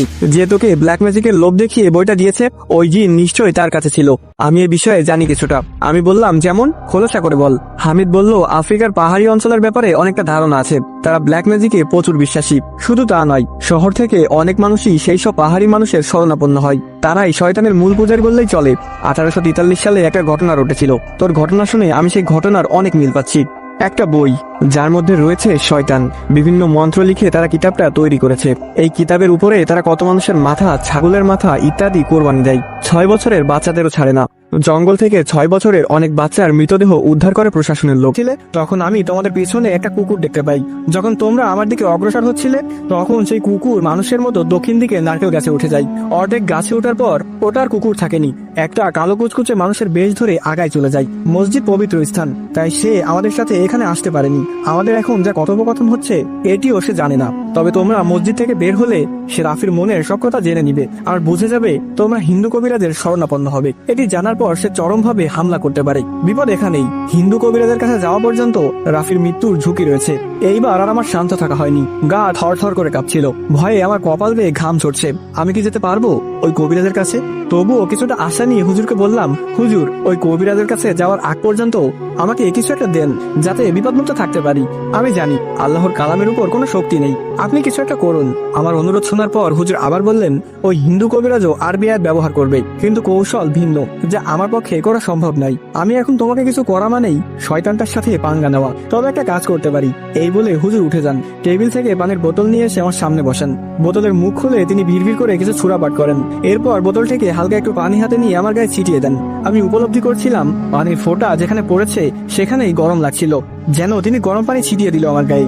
এরপর হুজুর বোতলটা হামিদের হাতে দিয়ে বলে, রাফি ভাই যখনই অস্বাভাবিক কিছু করবে তখনই সূরা নাস, সূরা ফালাক আর আয়াতুল কুরসি উচ্চারণ করে এই পানি তার গায়ে ছিটিয়ে দিবেন। বেশি দিবেন না, হালকা ছিটাবেন, না হলে ওনার চামড়া জ্বলে যাবে। কবিরাজের ঠিকানা নিয়ে হুজুরকে বিদায় দিয়ে বের হলাম। দক্ষিণের নারকেল গাছটায় তাকিয়েছি, আমি কিছুই দেখতে পাচ্ছি না। হুজুরের বর্ণনা অনুযায়ী শয়তান এখানেই আছে, আবার আমার গায়ে হয়তো প্রবেশ করবে। তখন হামিদ আমাকে পানি ছিটিয়ে দিবে। মনে হচ্ছিল আমি নিজেই একটা শয়তানে রূপান্তরিত হয়েছি। ভয়, এতটা ভয়ের সম্মুখীন হতে হবে আমার, তা আমি কল্পনা করিনি। হুজুরকে বিদায় দিয়ে আসার পর ভয়কে আমি খুব কাছ থেকে অনুভব করেছি। জানতে চান কি হয়েছিল? বাসায় আসতে আসতে বেলা দুপুর হয়ে যায়। হামিদের ভাব দেখে বোঝা যাচ্ছে কাল সে যেতে পারবে না, মানে ছুটি তো শুধু আজ, হয়তো আমাকে একা পাঠাবে। বাসায় আসার পর হামিদ আমাকে বলে, মহাজনের সাথে কথা বলে আসি, দেখি কয়েকদিন ছুটি নিতে পারি কিনা। তোকে তো একা ছাড়া বিপদ হবে। বুঝলাম হামিদ আমার সাথে যাওয়ার জন্য চিন্তা করছিল এতক্ষণ। মহাজনের কাছে যাওয়ার সময় আমাকেও ডেকেছে। মহাজনের বাসা বেশি দূরে নয়, যাওয়া আসা 10 মিনিট লাগবে সর্বোচ্চ। এদিকে বাসায় কেউ নেই, আমাকে একা রেখে ও যেতে চাইনি। আমি নিজেই ওকে জোর করে পাঠালাম। 10 মিনিটের ব্যাপার, কি আর হবে। তবে হামিদ বের হয়ে বাহির থেকে তালা মেরে দেয়, যাতে আমার গায়ে আসর করলেও আমি রুম থেকে বের হতে না পারি, মানে রুমেই যেন থাকি। হামিদ চলে যাওয়ার পর আমি বিছানায় বসে ফোন চালাচ্ছিলাম। হঠাৎ ফোন চালাতে চালাতে আমি কিছু উপলব্ধি করি। আমার অনুভব হচ্ছিল পাশের রুমে কেউ হাঁটাহাঁটি করছে।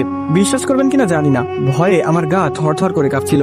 বাসায় কেউ নেই, হামিদও তালা মেরে বের হয়েছে। পুরো বাসায় আমি একাই। তাহলে পাশের রুম থেকে কার হাঁটার শব্দ আসে? এই ভেবে আমি একটু সোজা হয়ে বসি, জানি হয়তো সে এসেছে। আশেপাশে তাকিয়ে দেখলাম বোতলটা নেই। হামিদ বোতলটা কোথায় রাখলো? নাকি পকেটে করেই ভুলে নিয়ে গেছে? এদিকে পাশের রুমে সেই পায়ের শব্দ এবার একটা নয়, 2-3 জনের শব্দ শোনা যাচ্ছিল। তারা হাঁটছে না, দৌড়াচ্ছে। আমি ভয়ে খাটের কিনারায় গিয়ে দেয়ালে পিঠ লাগিয়ে দিয়েছি। এরপর মনে মনে সূরা পড়তে থাকি। এদিকে আচমকা কারেন্ট চলে যায়। আমার গায়ের প্রত্যেকটা লোম এবার দাঁড়িয়ে গেছে। দরজা তালা না, সব বন্ধ, কারেন্টও চলে গেছে। ভেন্টিলেটর দিয়ে হালকা আলো পড়ছে রুমে, তবে অনেক বেশি অন্ধকারও নয়। আমার গা কাঁপছে থরথর করে। হামিদ কেন আসছে না ভেবে আমি পাগল হচ্ছি। চোখ যায় ফোনের দিকে। হামিদকে কল দেওয়ার জন্য আমি এগিয়ে ফোনটা নিলাম। আশ্চর্য রকম ভাবে ফোনটা তখনই অফ হয়ে গেছে, অথচ ফোনে ফুল চার্জ ছিল। ফোন করার চেষ্টা করতে করতে বাথরুম থেকে একটা ছোট বাচ্চা দৌড়ে পাশের রুমে চলে যায়। আমার চোখ ফোনের দিকে থাকলেও বাচ্চাটার মিঠি হাসি আর দৌড়ে যাওয়ার দৃশ্য আমি ছায়ার মতো দেখেছি। ব্যাপারটা হরর মুভির মতো শোনাচ্ছে, তবে বুঝবেন সামনে ক্লিয়ার করতেছি। আমি পাশের রুমে তো যাইনি, কিন্তু বিছানায় বসে পাশের রুমের দরজার দিকে তাকিয়ে রইলাম। তখনই পাশের রুম থেকে নিপার চাচাতো ভাই আমার নাম ধরে ডেকে বলে, প্রাণ দে। নিপার চাচাতো ভাইয়ের কণ্ঠ শুনে আমার ভিতরটা মোচড় দিয়ে উঠেছে। যে মারা গেছে সে আমাকে ডাকছে। জানি না তখনও আমি জ্ঞান কেন হারাচ্ছি না। ওই ডাকের স্বর কান থেকে যেতে না যেতে আমার ছোট ভাই আমাকে ডাক দেয়, ভাইয়া। এক মুহূর্তের জন্য মনে হলো আমার দ্বারা ওরা মরেছে, তাই পাশের রুমে দুজনেই আছে। কিছুক্ষণ পর আবার পাশের রুম থেকে কয়েকশো মানুষের শব্দ শুনতে পাই আমি। এইবার মনে হলো এই বইয়ের দ্বারা যারা মরেছে সবাই ওই রুমে। আমি ভয়ে আর নিজেকে কন্ট্রোল করতে পারিনি। জোরে এক চিৎকার দিয়ে খাট থেকে উঠে যাই। দরজার কাছে গিয়ে জোরে জোরে দরজা ধাক্কাতে লাগলাম। হামি তো বাইরে তালা মেরে দিয়ে চলে গেছে। যদি অন্য রুমের কেউ আমার ডাক শুনে তবে দরজা ভেঙে ভিতরে আসবে, সেই আশায় দরজা ধাক্কাতে ধাক্কাতে একটা সময় দরজা আপনা আপনি খুলে গেছে। আমি দেখলাম বাইরে কোনো তালা নেই, কিন্তু আমার স্পষ্ট মনে আছে আমি তালা নিয়ে বের হয়ে তালা মেরেছিল। তবে যাই হোক, আমার মনে হলো এখন দৌড়ে নিচে চলে যাওয়া উচিত। যখনই বের হতে যাচ্ছিলাম তখন দেখি এক বিরল দৃশ্য। সিঁড়ির রুমে উল্টো দিকে মুখ করে কেউ বসে আছে। পেছন থেকে দেখে যা বুঝলাম এইটা কোনো বৃদ্ধ মহিলা কুজো হয়ে এসে সিঁড়িতে বসে আছে। আমার জানা মতে এই বাড়িতে কোনো মহিলা থাকে না। দোতলা বাড়ির নিচে মার্কেট আর উপরে আমরা থাকি। ছাদে কাজ চলছে, তবে কাজ এখনো বাকি। যারা থাকে সবাই ব্যাচেলার। তবে এই মহিলাকে এতক্ষণ যা ঘটেছে তা হিসাব করলে ধারণা করা যায় উনিও তাদের কেউ। অন্যান্য দরজার দিকে তাকিয়ে দেখি সবার রুমের দরজা খোলা, কিন্তু বাসায় কারো কোনো সারা শব্দ নেই। ধীরে ধীরে আমি অবাকই হচ্ছিলাম। তখনই বৃদ্ধ মহিলাটা আচমকা আমার দিকে ঘুরে তাকাই। আমি দেখতে পাই দেহ বৃদ্ধের মতো হলেও চেহারা নিপার মতো, চোখটা আকালো কুচকুচে। ভয়ে আমি উল্টো রুমে ঢুকে দরজা বন্ধ করে দিয়েছিলাম। এরপর দিকবেদিক হয়ে ছুটে যাই ব্যালকনিতে। দৌড়ের মধ্যে কেউ আমার হাতের কবজায় সজোরে আঘাত করে। টেকনাফ যাওয়ার আগে আমাকে আবার হাসপাতালে নিয়ে আসা হয়েছে। আমার হাত পা কাঁপাকাঁপি করছিল। বেডে শুয়েছিলাম, চোখ দুটি লাল আর ফুলে গেছে, গাল অনেকটা ভেঙে আছে আমার। হামিদের থেকে জানতে পারি মূল ঘটনা। হামিদ যেভাবে বলে আমি সেভাবেই বলছি। মহাজনের বাড়িতে গিয়ে যখন আমি আবার বাসায় আসি দেখলাম দরজাতে তালা মারাই আছে। তালা খুলে রুমে গিয়ে দেখি দেখি তুই দেয়ালের সাথে পিঠ লাগিয়ে অন্যমনস্ক হয়ে আছিস। তোর হাত পা কাঁপছিল আর সারা দেহ দিয়ে ঘাম বের হচ্ছিল, চোখ দুইটাই ছিল প্রচন্ড ভয়, আর মুখে বিড়বিড় করে কি যেন বলে যাচ্ছিলি। আমি তোকে অনেকক্ষণ ডেকেছি, তুই হুঁশে আসছিলি না। টেবিলের উপর দেখলাম পানির বোতলটা পড়ে আছে, আমি বোতল নিয়ে সুরা পরে তোর গায়ে ছিটিয়ে দিয়েছি। পানির ছিটা পড়ার পর তুই চিৎকার দিচ্ছিলি, তখন আমি তোর হাতের কবজায় ধরতেই তুই জ্ঞান হারাস। এতটুকু বলে হামিদ থামে। ডাক্তারের রিপোর্ট অনুযায়ী জানতে পারি আমি মানসিক ভারসাম্য হারাচ্ছি দিন দিন। অতিরিক্ত ভাবনা করি, তাই নিজেকে নিজেই হিপনোটাইজ করে ফেলেছি। শরীর দুর্বল থাকায় আমাকে স্যালাইন দিয়ে শুয়ে রাখা হয়েছিল। এদিকে সন্ধ্যা ঘনিয়ে এলো, 3 ঘন্টা পর ছাড়বে এখান থেকে। হামিদ আমার জন্য হোটেল থেকে খাবার আনতে যাই। হাসপাতালে শুয়ে শুয়ে আমি আরো পাগল হচ্ছিলাম। সুমন ভাই, আমি জানি আমার ঘটনাটি ভৌতিক, তাই আপনার কাছে শেয়ার করছি, কিন্তু এই ভৌতিক আর ভয়ের ভিতরে যে আরো একটি বেদনাদায়ক ঘটনা আছে তা হয়তো এতক্ষণে আপনিও ভুলে গিয়েছেন।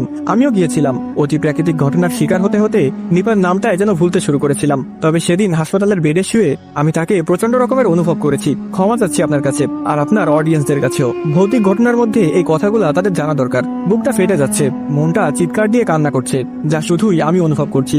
আমার সমাজের মানুষ দেখে আমার গাল ভেঙেছে কিনা, আর আপনারা হয়তো দেখছেন জিনের হাত থেকে আমি বেঁচে আছি কিনা। আঘাত তো আমি নিপা থেকেও পাচ্ছিলাম, তাই ওর কিছু ঘটনা শোনাতে চাই। আজ থেকে 1 বছর আগে, আমি তখন অনার্স 2য় বর্ষে। নিপা আমার জীবনে তখন মানসিক শান্তির ওষুধ ছিল। আচমকা নিপা জানিয়েছে ওর বন্ধুরা মিলে সিলেটে ট্যুরে যাবে, সেখানে সবাই মেয়ে থাকবে। এই ব্যাপারটা নিপা তার ফ্যামিলিকে জানাতে পারবে না, কারণ তারা রাগ করবে আর ট্যুরের টাকাও দিবে না। আমার পরিবার তেমন ধনী নয়, বাবাকেও এই ব্যাপারে বলার সাহস হয়নি তখন। নিপার ট্যুরে যাওয়ার টাকা নেই, মানে সেটা আমাকে ব্যবস্থা করতে হবে। আমি আমার রুমমেট একজনের সাথে রাস্তায় হকারের কাজ করেছি। 100 টাকার স্যান্ডেল 50 টাকায় পাওয়া যাচ্ছে বলে কড়া রোদে কাস্টমার ডেকেছি। রাতে আমার গলা ভেঙে যাওয়ায় 1 কাপ রং চা খাইনি আদা দিয়ে। টাকাটা জমিয়েছি নিপা খুশির জন্য। শুধু হকার না, আমার শখের ঘড়িটাও বিক্রি করেছিলাম। না, দামি নয়, ওটা বিক্রি করে 200 টাকা পেয়েছি, সেটাও জমানো টাকার মধ্যে রেখেছিলাম। 8 দিন পর কাঙ্ক্ষিত দিনটা আসে। নিপার ট্যুরে যাওয়ার সময় আমি 10,000 টাকা নিপার হাতে তুলে দিয়েছিলাম, কিন্তু এখানে আমার মেহনতের টাকা ছিল মাত্র 4,000। বাকি 6,000 আমি ধার করেছিলাম। ধারের টাকা ধীরে ধীরে পরিশোধ করেছি, একই কাজ করে শোধ করেছি। ট্যুর শেষ করে এসে যখন নিপা আমাকে খুশিতে জড়িয়ে ধরেছিল, বিশ্বাস করেন সুমন ভাই, রং চায়ের আদা আমার দরকার পড়েনি। আমার সারা শরীর হালকা হয়ে যায়। এতদিনের শ্রম কষ্ট সবটা এক মুহূর্তে ভুলে যায় আমি। সে আমার ভালোবাসা ছিল, এতটাই কাছের ভালোবাসা ছিল। আপনারা বা আপনি আমার ভৌতিক যন্ত্রণাগুলো উপভোগ করেছেন শুধু, কিন্তু আমার মাঝে এর চেয়েও অধিক যন্ত্রণা বিদ্যমান রয়েছে, তা আমি বলে প্রকাশ করতে পারছি না। সেই নিপা আজ অন্যের স্ত্রী, সেই নিপা অন্যের বিছানায়, সেই নিপা আমাকে ভুলে গিয়ে অচেনা একটা মানুষকে আপন করে নিয়েছে। জানি আমার মতো আপনার চ্যানেলে শত পুরুষ এমন রয়েছে, তারা হয়তো এই যন্ত্রণা উপলব্ধি করতে পারছে। আজ কতদিন তার সাথে আমার কথা হয় না, কতদিন তার সাথে রাত জায়গা হয় না, কত সকাল তাকে নিয়ে আমার শুরু করা হচ্ছে না, কতদিন তার হাতটা ধরি না। কথা দিয়েছিল আমাকে ছেড়ে যাবে না কখনো। যত ইচ্ছা ছিল তাকে নিয়ে আমার, সবটাই আমার লুকিয়ে পড়া চোখের জলে ভেসে যাচ্ছে। শুধু আমি জানি আমি তাকে কতটা ভালোবেসেছিলাম। ওর স্মৃতিগুচ্ছ আমাকে পুরো তুচ্ছ করে দিচ্ছিল। তিনি ঘটনার ফাঁকে বহুবার নিপার কথা বলেছিল, আমি সবটা কেটে একবারে বুঝিয়ে দিলাম। যেহেতু এটি রোমান্টিক গল্প না, তাই ভৌতিক ব্যাপারটাই বেশি রাখা হয়েছে। হাসপাতালের বেডে শুয়ে নিপারের স্মৃতি ভেবে যাচ্ছিলাম। হামিদ আসে রাত 8টার দিকে। দেরি হবার কারণটা আমি সেদিন জানিনি, জেনেছি পরে। আমাকে টেকনাফ নিয়ে চিকিৎসা করাতে অনেক টাকা লাগতে পারে, সেই কারণে মহাজনের কাছে গিয়ে বসেছিল। বেতন নিয়ে আসতে আসতে দেরি হয়েছে তার। যেহেতু মাস শেষ হয়নি, তাই অনুরোধ করে আগে আগে বেতন নিয়েছে। আমি সরাসরি কখনো তাকে বলতে পারিনি, তবে আজ বলছি, আমি তোকে সত্যি অনেক ভালোবাসি বন্ধু। আমার বিপদে আমি শুধু তোকেই পেয়েছি। এই মুহূর্তে তোকে জড়িয়ে ধরে কান্না করতে মন চাচ্ছে আমার। যে নিপার জন্য আমি তোর সাথে আড্ডা দিতাম না, যে নিপাকে ফুসকা খাওয়ানোর জন্য তোর পকেট কাটতাম আমি, যে নিপাকে সময় দেওয়ার জন্য তোকে সময় দিতাম না, নিপা ধোকা দিবে বলায় তোকে আমি একবার ধমক দিয়েছিলাম, কয়েকদিন কথাও বলিনি। তুই ক্ষমা চেয়ে নিজেই আমার সাথে যোগাযোগ করেছিলি পরে। আল্লাহর কসম করে বলছি বন্ধু, তোর 2 পা ধরে আমার এখন শুয়ে থাকতে মন চাচ্ছে। বেঈমান ঠিকই চলে গেছে, কিন্তু তুই রয়ে গেলি আমাকে বাঁচাতে। যদি আমি বেঁচে থাকি, আমাকে সরাসরি এসে কতগুলো আঘাত করিস। আমি তোকে সত্যি অনেক ভালোবাসি, অনেক ভালোবাসি। হামিদের প্রতি তার এই ঘটনা বলার সময় আমি নিজেও মনে অজান্তে কেঁদেছিলাম। গল্প পড়ার সময় পানি ধরে রাখতে পারিনি। রাফি ভাই নিজে তো কান্নার জন্য কথাও বলতে পারছিলেন না। আশা করি হামিদ ভাই আপনি রাফি ভাইকে ক্ষমা করে দিবেন। হামিদ খাবার এনে আমাকে নিজের হাতে খাইয়ে দেয়। খাওয়ানোর সময় হামিদ দেখতে পায় আমার চোখে পানি। আমি নিজেও তার চোখে পানি টলমল করতে দেখেছি। কি যেন ভেবে হামিদ ভাতের প্লেট টেবিলে রাখে। আমি ওর দিকে তাকিয়েছিলাম শুধু। একটা দীর্ঘ নিঃশ্বাস নিয়ে হামিদ বলে, বয়সে আমি তোর অনেক বড়, তবুও তোর সাথে বন্ধুর মতো থাকি। যে জীবন তুই পাড়ি দিচ্ছিস, এই জীবন আমিও পার করেছি। তবে আমার গল্পে কালো জাদু ছিল না, ওই নারীটাই ছিল আমার কালো জাদু। পড়াশোনা ছেড়ে একটা দোকানে 12,000 টাকা চাকরি করি, অথচ এই জীবন আমি কোনোদিন চাইনি। মেয়েটাও আমাকে স্বপ্ন দেখিয়েছিল, অনেক ভালোবাসতো, আমিও ভালোবাসতাম। আমি ভাবতাম ওর মতো কেউ আমাকে কোনোদিন ভালোবাসতে পারবে না, কিন্তু কি হলো, যখন সে জানলো আমার বাবা কৃষক, আমাদের ঘরবাড়ি টিনের তৈরি, বলতে গেলে মধ্যবিত্ত, সেদিন থেকে সে কেমন যেন হয়ে গিয়েছিল। কয়েকদিন অবহেলা করার পর দেখলাম আমাকে সে ফেসবুক থেকে ব্লক করে দিয়েছে। নাম্বারে কল দিচ্ছিলাম, ওটাও ব্লক। অন্য নাম্বার থেকে কল দিলে সে আমার কণ্ঠ শুনে কল কেটে দিত। আমি পাগলের মতো তাকে বিভিন্ন নাম্বার থেকে কল দিয়ে মানিয়ে নিতে চেয়েছিলাম। বিরত হয়ে সে সিমটাই বন্ধ করে দেয়। গিয়েছিলাম তাদের বাড়ি, তবে অনেক দেরি হয়ে গিয়েছিল। আমার শখের নারীটা 1 মাস আগেই একটা সরকারি চাকরিওয়ালাকে বিয়ে করে ফেলেছে। আমি জানতেও পারিনি, হাল ছেড়েছি, পড়াশোনাও ছেড়ে দিয়েছিলাম। বাবা কৃষিকাজ করে আমার পড়াশোনার খরচ চালাতো। ওই সময় তিনিও অসুস্থ হয়ে যায়। সংসারের বড় ছেলে আমি, সংসারের হাল ধরার জন্য এক বুক যন্ত্রণা নিয়ে নেমে যাই জীবন যুদ্ধে। তোর ঘটনা তো আমাকে বলেছিস, আরো অনেকেই জানে, হালকা হয়তো কিছুটা হলেও হতে পারিস। আর আমার এই যন্ত্রণার কথা এই প্রথম তোকে বললাম। আজ এত বছর সবটা একা সহ্য করেছি। সবাই যখন ঘুমাস আমি তখন আমার বালিশ ভিজাই। জানি সে ধোকা দিয়েছে আমাকে, কিন্তু আমি তাকে আজও ভালোবাসি। তার প্রতি জন্ম নেওয়া মায়া আমার একটুও কাটেনি। মানুষটা হয়তো নেই, কিন্তু তার স্মৃতিগুলো আমার সাথে নিত্যদিন চলাফেরা করে। তোকে দেখে আমি আমাকে খুঁজে পাচ্ছি। সেই আমিটা অনেক ভেঙেছিলাম। যাই হোক, মিছে মায়ের এই যন্ত্রণা যত তাড়াতাড়ি ভুলতে পারবি ততই মঙ্গল। মায়ায় পড়ে নিজেকে শেষ করিস না। কষ্ট পেলে অনেক কাঁদবি, চিৎকার দিতে মন চাইলে আমার মতো কোনো ফাঁকা স্থানে গিয়ে চিৎকার দিয়ে কান্না করবি। তবুও জীবনের উদ্দেশ্যকে ছেড়ে দিস না। আমাকেই দেখ, কখনো বুঝতে পেরেছিস আমি ভিতরে এতটা ভেঙে চড়ে আছি? হামিদ কথাগুলো যখন বললো তখন তার চোখের টলমল করা পানিগুলো নিজেকে আটকে রাখতে পারেনি, ঝরে পড়ে যাই। হামিদ বাম হাত দিয়ে পানি মুছে আবার প্লেট হাতে নেয়, এরপর আমাকে খাইয়ে দেয়। ভেবেছিলাম পৃথিবীতে শুধু আমি একাই এত কষ্ট পাচ্ছিলাম, কিন্তু তখন জানলাম নিষ্ঠুপ আর একাকিত্ব পছন্দ করা মানুষগুলোর মধ্যেও একটি ভয়ঙ্কর গল্প থাকে। হাসপাতালের টাকা পরিশোধ করার পর নিয়ে আসে আমাকে বাসায়। বাসার সবাই আজ আর ভিন্ন চোখে তাকাচ্ছে না আমার ব্যাপারে। তারাও সবাই জেনেছে, হামিদ ওদের বলেছে সব, যাতে আমাকে বের না করে দেয়। সবাই আমাকে ধরাধরি করে বিছানায় বসাই। আমার শরীর ছিল প্রচুর রোগা, হাত পা চিকন হয়ে মোটামুটি বাজে ধরনের হাল। হামিদ সিগারেটের প্যাকেট বিছানায় রেখে হাত মুখ ধোয়ার জন্য ওয়াশরুমে যাই। ছেলেদের মধ্যে কেউ যতই অসুস্থ হোক, সিগারেটের আড্ডা যেন হতেই হবে। কিছুক্ষণ পর হামিদ এসে সিগারেট ধরা একটা। আমি হামিদকে বললাম, টেকনাফ কখন যাওয়া হচ্ছে? হামিদ আমার প্রতি উত্তরে বলে, তোর শরীরের যে হাল, রাতটা বিশ্রাম কর, আল্লাহ বাঁচালে আগামীকাল সকালে রওনা করব। হামিদের কথা শুনে রুমের অন্য একজন বলে, টেকনাফ যাওয়ার কি দরকার? আমার পরিচিত যাত্রাবাড়িতে একজন কবিরাজ আছে, তার কাছে নিয়ে গেলেই তো হয়। উনার অনেক নাম, সবাই নাকি উনার কাছে গেলে উপকার পায়, কিন্তু টাকাটা একটু বেশি যায়। ওর কথা শুনে হামিদ বলে, একটা মানুষের চেয়ে টাকার মূল্য তো আর বেশি না, আর টেকনাফের থেকে যাত্রাবাড়ি কাছে আছে, তাহলে তো এটা ভালো হয়। ধারে কাছে কবিরাজের সন্ধান হওয়ায় আমারও বেশ ভালো লেগে ওঠে। তার মানে সুস্থ হব আমি, আগের মতো আবার জীবন কাটাতে পারবো। এই ব্যাপারটা ভাবতেও তখন খুশি লাগছিল।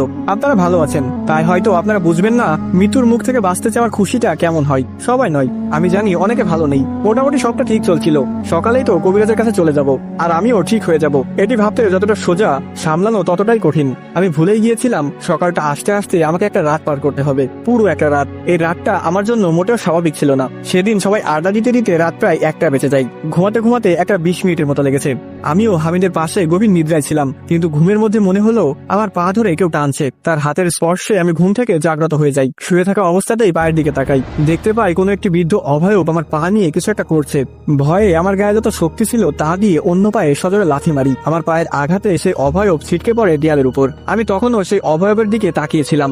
সে দেয়ালে ধাক্কা খেয়ে পড়ার পর কুকুরের মতো লাফিয়ে জানলা দিয়ে বের হয়ে গেল। ততক্ষণে আমার নড়াচড়ার শব্দে হামিদ উঠে যায় ঘুম থেকে। সে উঠেই লাইট জ্বালাই। রুমে লাইট জ্বলে উঠায় রুমমেটদের আরো 2জন উঠে যায়, বাকিরা ঘুম। হামিদ সহ ওরা আমার মুখে ভয়ের ছাপ দেখতে পাই।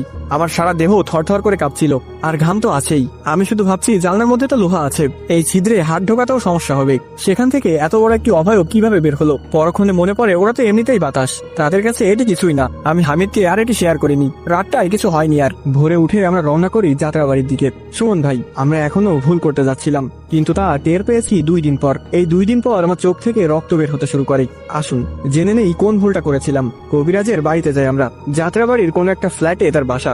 আমাদের উপস্থিতি দেখে সেই কবিরাজের একজন লোক এসে বলে রোগীকে। উনার কথায় আমি একটু সামনে এগিয়ে দাঁড়াই। লোকটা বলে, রোগী আসুন আমার সাথে। বাকিরা এখানেই দাঁড়ান। ড্রয়িং রুমে কয়েকটা সোফা আছে। আমার সাথে যাওয়া রুমমেট আর হামিদ সোফায় বসে। লোকটা আমাকে নিয়ে যায় একটা কক্ষে। রুমে ঢুকার পর দেখি পুরো রুম লাল হয়ে আছে। অবাক হওয়ার তেমন বিশেষ কোনো কারণ নেই, লাল লাইট লাগিয়েছে তাই রুম লাল। রুমের মধ্যে একজন বয়স্ক লোক বসে আছেন, চুলদাড়ি ভালোই বড়। ওনার সামনে একটা ছোট বক্স আছে, বক্সের উপর কিছু কাগজের টুকরো। সেই টুকরোয় তিনি কিছু লিখছেন। আমি যতটুকু বুঝলাম এসবে ব্ল্যাক ম্যাজিক করার ক্ষেত্রে বিভিন্ন তাবিজ লেখা হয়। যে লোক আমাকে নিয়ে আসে সে ওই কবিরাজের সামনে আমাকে বসতে বলে। আমি বসি।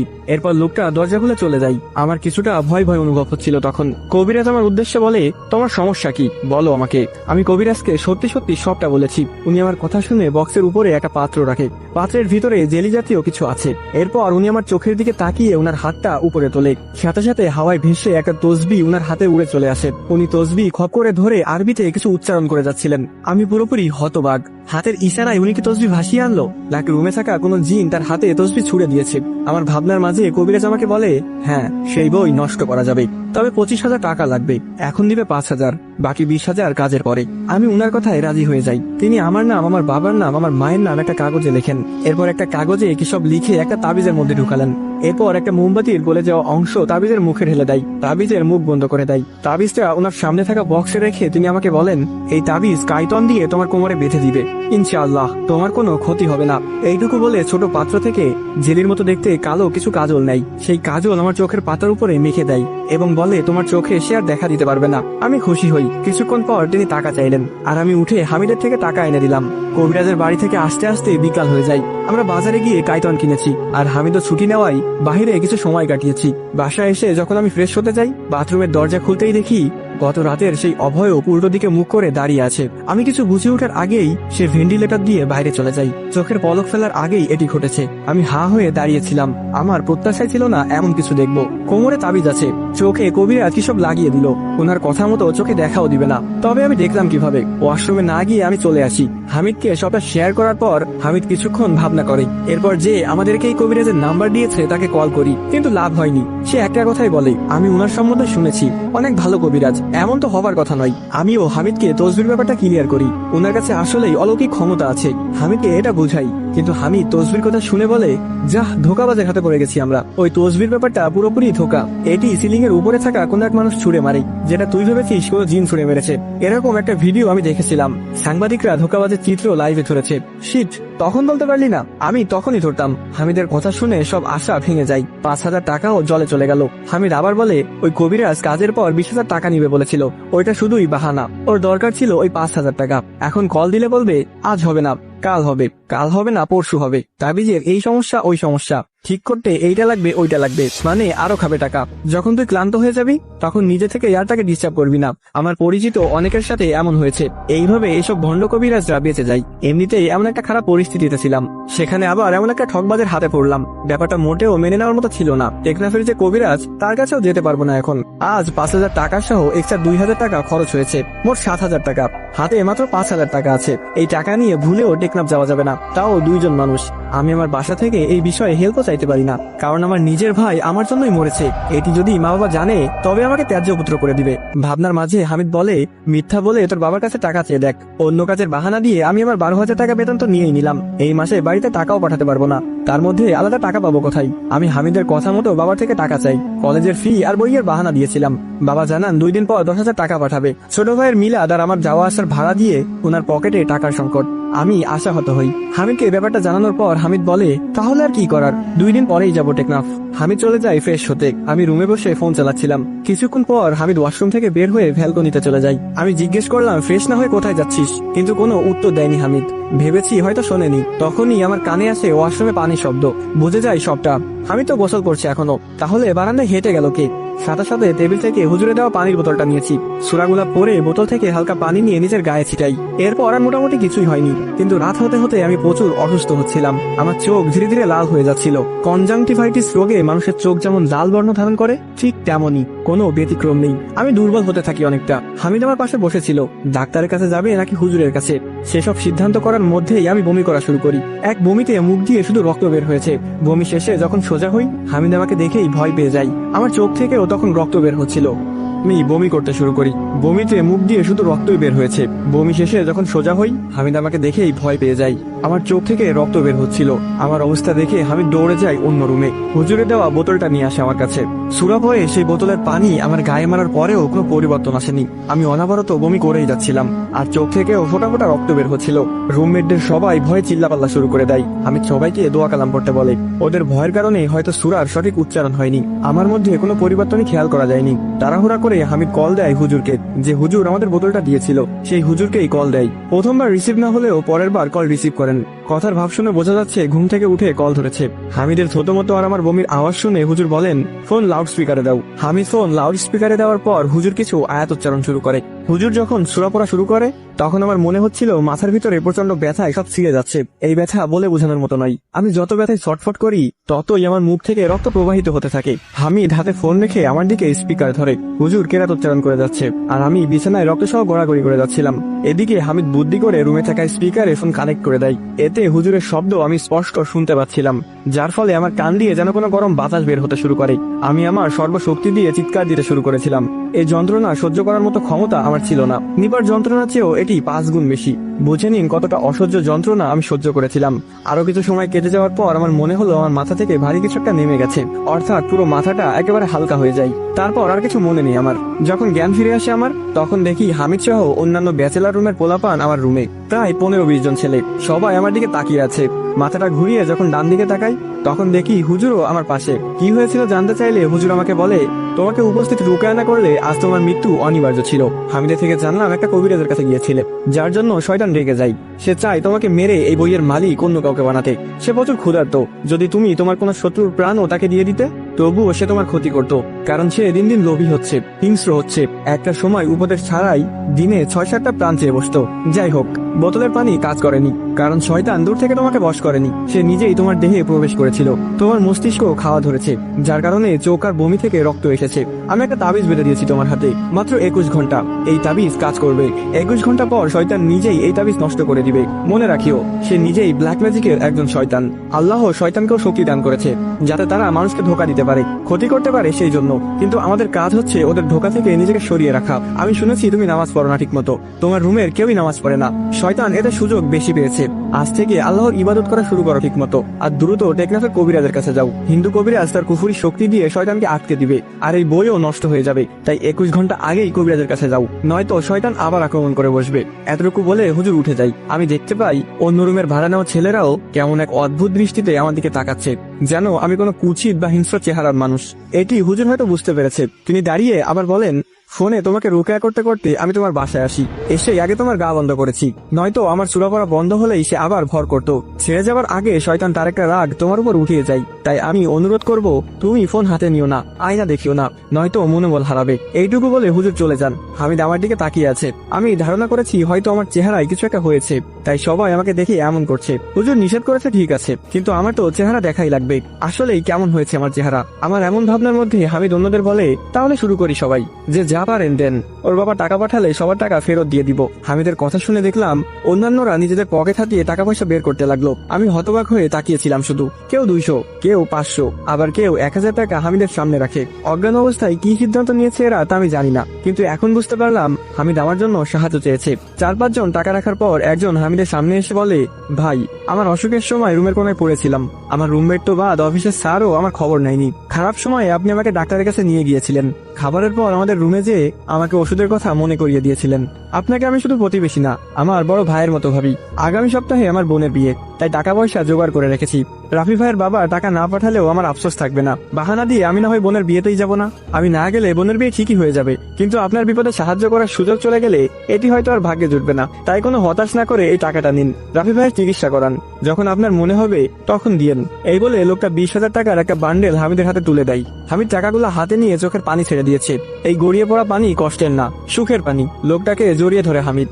সবগুলো টাকা হামিদ রেখেছে, যা খরচ হবে তা বাদে যদি বাড়তি টাকা লাগে তখন খরচ করা যাবে, আর টাকা ফেরত এলে তা পাওনা টাকাই দিয়ে দিবে। তখনই যারা 500-1000 করে দিয়েছিল ওরা বলে, আমাদের টাকা ফেরত দিতে হবে না হামিদ ভাই, এই বাড়িতে মোট 8টা রুম, প্রত্যেক রুমে থাকা মানুষকে আপনি কোনো না কোনো ভাবে হেল্প করেছেন, আমরা আপনাকে চিন্তামো না, অথচ সবার বিপদে আপনি সবার আগে পাশে দাঁড়ান। ফ্যান কারখানায় আমার চাকরি যাওয়ার পর পরিবারের চিন্তায় ডিপ্রেশনে চলে গিয়েছিলাম। আমার হাল দেখে আপনি কারখানায় আমার জন্য সুপারিশ করেছেন, আমার চাকরি আবার ফিরিয়ে দিয়েছিলেন। ভুলবো না ওসব আমরা। রাফি ভাই আপনার নিজের এলাকার লোক, তার বিপদে আপনি এসে দাঁড়াচ্ছেন, আর আমরা চেয়ে দেখবো এই টাকাগুলা ফেরত দিবেন বলে আমাদের লজ্জা দিয়েন না। মাস শেষে সবাই বেতন পাবো। সিদ্দিকের বোনের বিয়েতে ওই 20,000 টাকা আমরাই তুলে দিব। যদি অনুমতি দেন, রাফি ভাই সুস্থ থাকলে আমরা সবাই মিলে সিদ্দিকের বোনের বিয়েতে যাব। আপনি আমাদেরকে নিজের পরিবার ভাবেন, আমাদেরও একটা সুযোগ দিন, নিজের পরিবারের পাশে দাঁড়ানোর সুযোগ। হামিদ ভাই সবার জন্য এত কিছু করেছিল, সবটা আমি আজকেই জানলাম। জীবনের প্রতিটা ভুলকে আমি একে একে চিহ্নিত করতে পারছি। নিপার জন্য আমি যাদের খবর রাখিনি কোনোদিন, আজ ওরা সবাই আমার পাশে, আমার বিপদে আমাকে সঙ্গ দিচ্ছে। যার মূলে আছে হামিদ, এই মানুষটাকেও আমি কম আঘাত করিনি। সব ভুল আমাকে এখনো কাঁদাচ্ছে সুমন ভাই। রাতে যে যার রুমে চলে যাই। আমাদের রুমমেটদের সবাই খাওয়া দাওয়া করেছে। হুজুরের কথা মতো সবাই আজ থেকে 5 ওয়াক্ত নামাজ পড়ার সিদ্ধান্ত ফাইনাল করি। ভুল মানুষ করে, ভুল আমরাও করেছিলাম, কিন্তু আমাদের চোখ থেকে সরে যায় কালো ছায়া। আমরা তখন দিনদার হতে চাচ্ছিলাম। খাবার শেষে হামিদ ভাই রুমে জামাত করে সবাই পিছনে দাঁড়িয়ে নামাজ পড়েছিল। আমাকে ভ্যালকনি থেকে অজু করিয়ে এনেছে। অসুস্থ তাই বসে বসে আমি নামাজ পড়েছি। ওয়াশরুমে যেতে দেয়নি, যদি আমি আমার চেহারা দেখে ফেলি। আমি তখন জানতাম না আমার চেহারা আসলে কেমন দেখাচ্ছিল। নামাজ শেষে আমি হামিদকে বলি ওয়াশরুমে যাব। হামিদ আমাকে ধরে ওয়াশরুমের দিকে নিয়ে যাই। আমি ভিতরে গিয়ে দরজা বন্ধ করি। এরপর আয়নায় তাকিয়ে সদরে চিৎকার মেরে কান্না শুরু করি। আমার কান্নার শব্দ শুনে হামিদ সহ সবাই দরজা ধাক্কাতে শুরু করে। কারণ কি জানেন? কষ্টের কথা কি বলবো, আমার চেহারা একটা কঙ্কালের মতো হয়ে গিয়েছিল। আমার চোখ দুইটা এত ভিতরে চলে গিয়েছে যে আপনার কল্পনার বাইরে। 200 বছরের কোনো বৃদ্ধের চোখ যতটা গভীরে চলে যায়, ঠিক তেমনই হয়ে গেছে আমার চোখ। গালে কোনো মাংস নেই বললেই চলে, সব মাংস হাড্ডির সাথে লেগে আছে। অজু করার সময় আমি খেয়াল করেছিলাম আমার গাল ভিতরে ঢুকে গিয়েছে। আগে থেকে জানতাম আমি রোগা হচ্ছি, কিন্তু মুহূর্তে এতটা ভয়ঙ্কর হয়ে যাব তা আমার কল্পনার বাইরে ছিল। নিজের চেহারা দেখে নিজেই গলা ফাটিয়ে কান্না করে যাচ্ছিলাম। বাহিরে ওদের দরজা ধাক্কাধাক্কি শুনে আমি এসে দরজা খুলি। হামিদকে জড়িয়ে ধরে আমার কান্নাকে দেখে ভাই। এত কান্না করেছিলাম সেদিন যা বলার মতো নয়। সবাই আমাকে ধরে রুমে নিয়ে যায়। আমি শুয়ে শুয়েও কান্না করছিলাম। হামিদ আমার কাছে এসে সান্ত্বনা দিয়ে বলে, আমরা ভোর 5টায় কক্সবাজারের বাসে উঠবো। কবিরাজের শরণাপন্ন কালই হচ্ছি, আগের চেহারা আবার ফিরে পাবি, মন খারাপ করিস না। হামিদের কথা শুনে আমার কান্না যেন আরো বেড়ে যায়। আমি দেখতে এতটা ভয়ঙ্কর, তাও এই ছেলেগুলা আমাকে ভয় পেয়ে যাচ্ছে না কোথাও, ঘুরে ফিরে আমার কাছেই রয়ে গেছে। কৃতজ্ঞতার অনুভূতি আমি খুব স্পষ্ট পাচ্ছিলাম। সবাই ঘুম, আমি আর হামিদ জেগে আছি। হামিদ আমার পাশে বসে আমাকে শক্তি দিচ্ছিল। সান্ত্বনা দেওয়ার মাঝে ওর জীবনের অনেক কিছুই শোনাই। কথার জালে পড়ে আমিও অনেক কিছু বলি। এইভাবে কথাবার্তার মাঝে বেজে যায় রাত 3টা। দুজনেই উঠে তাহাজ্জুদের নামাজ পড়ি। আল্লাহর কাছে আমি ইচ্ছামতো কেঁদে কেঁদে ক্ষমা চেয়েছি। আমি পাপ করেছি, আমি স্বীকার করছি, কিন্তু শুরু থেকেই আমাকে আল্লাহর কাছে সাহায্য চাওয়া উচিত ছিল। এমনও হতে পারে নিপার উসিলাই, কালো জাদুর উসিলাই আল্লাহ আমাকে তার দিকে অগ্রসর করেছে। রব ছাড় দেয়, ছেড়ে তো দেয় না। পাপের ভার বেশি হয়েছে বলেই হয়তো এটি আমার জন্য একটা শিক্ষা রূপে এসেছে। ফজরের নামাজ শেষ করে আমরা প্রস্তুতি নেই টেকনাফ যাওয়ার জন্য। ভোর 4:30। হামিদ আর আমি আসি সায়দাবাদ। পকেটে হামিদের টাকা সহ মোট 35,000 টাকা ছিল। মনোবল রেখে মুখে একটা মাস্ক পরে আমরা বাসে উঠি। আমার চেহারা যেহেতু কুৎসিত ছিল তাই ঢেকে রেখেছিলাম। বরাবর 5টায় গাড়ি ছাড়ে আর আমরা রওনা করি কক্সবাজারের দিকে। সেখান থেকেই যাব টেকনাফ। 11 ঘন্টা জার্নি করে যাই কক্সবাজারে। বিকাল তখন 4টা বেজে কয়েক মিনিট। কলাতলি ডলফিন মোড়ে নেমে দক্ষিণে একটা রোড যাই। মেরিন ড্রাইভ রোডে সোজা গেলেই টেকনা পৌঁছাবো। সেখানেও কিছু ধোঁকাবাজের চক্করে পড়েছি। সিএনজি ভাড়া চেয়েছিল 5,000 টাকা। পরে আমরা এদিক সেদিক জিজ্ঞেস করে উঠেছিলাম নীলদরিয়া নামক একটা গাড়িতে। ভাড়া ছিল 300 করে, মোট 600 টাকা মাত্র। বহু ক্লান্তি আর বাধা পেরিয়ে আমরা চলে যাই টেকনাফ। এদিকে হুজুরের দেওয়া ঠিকানা টেকনাফ বলাই আমরা ভেবেছিলাম বাজারের আশেপাশেই কবিরাজের বাড়ি, কিন্তু গুগল ম্যাপ করে দেখি টেকনাফ বাজার থেকে আরো ভিতরে 30 মিনিটের পথ। ওই রাস্তায় কোনো বাস বা সিএনজি চলে না।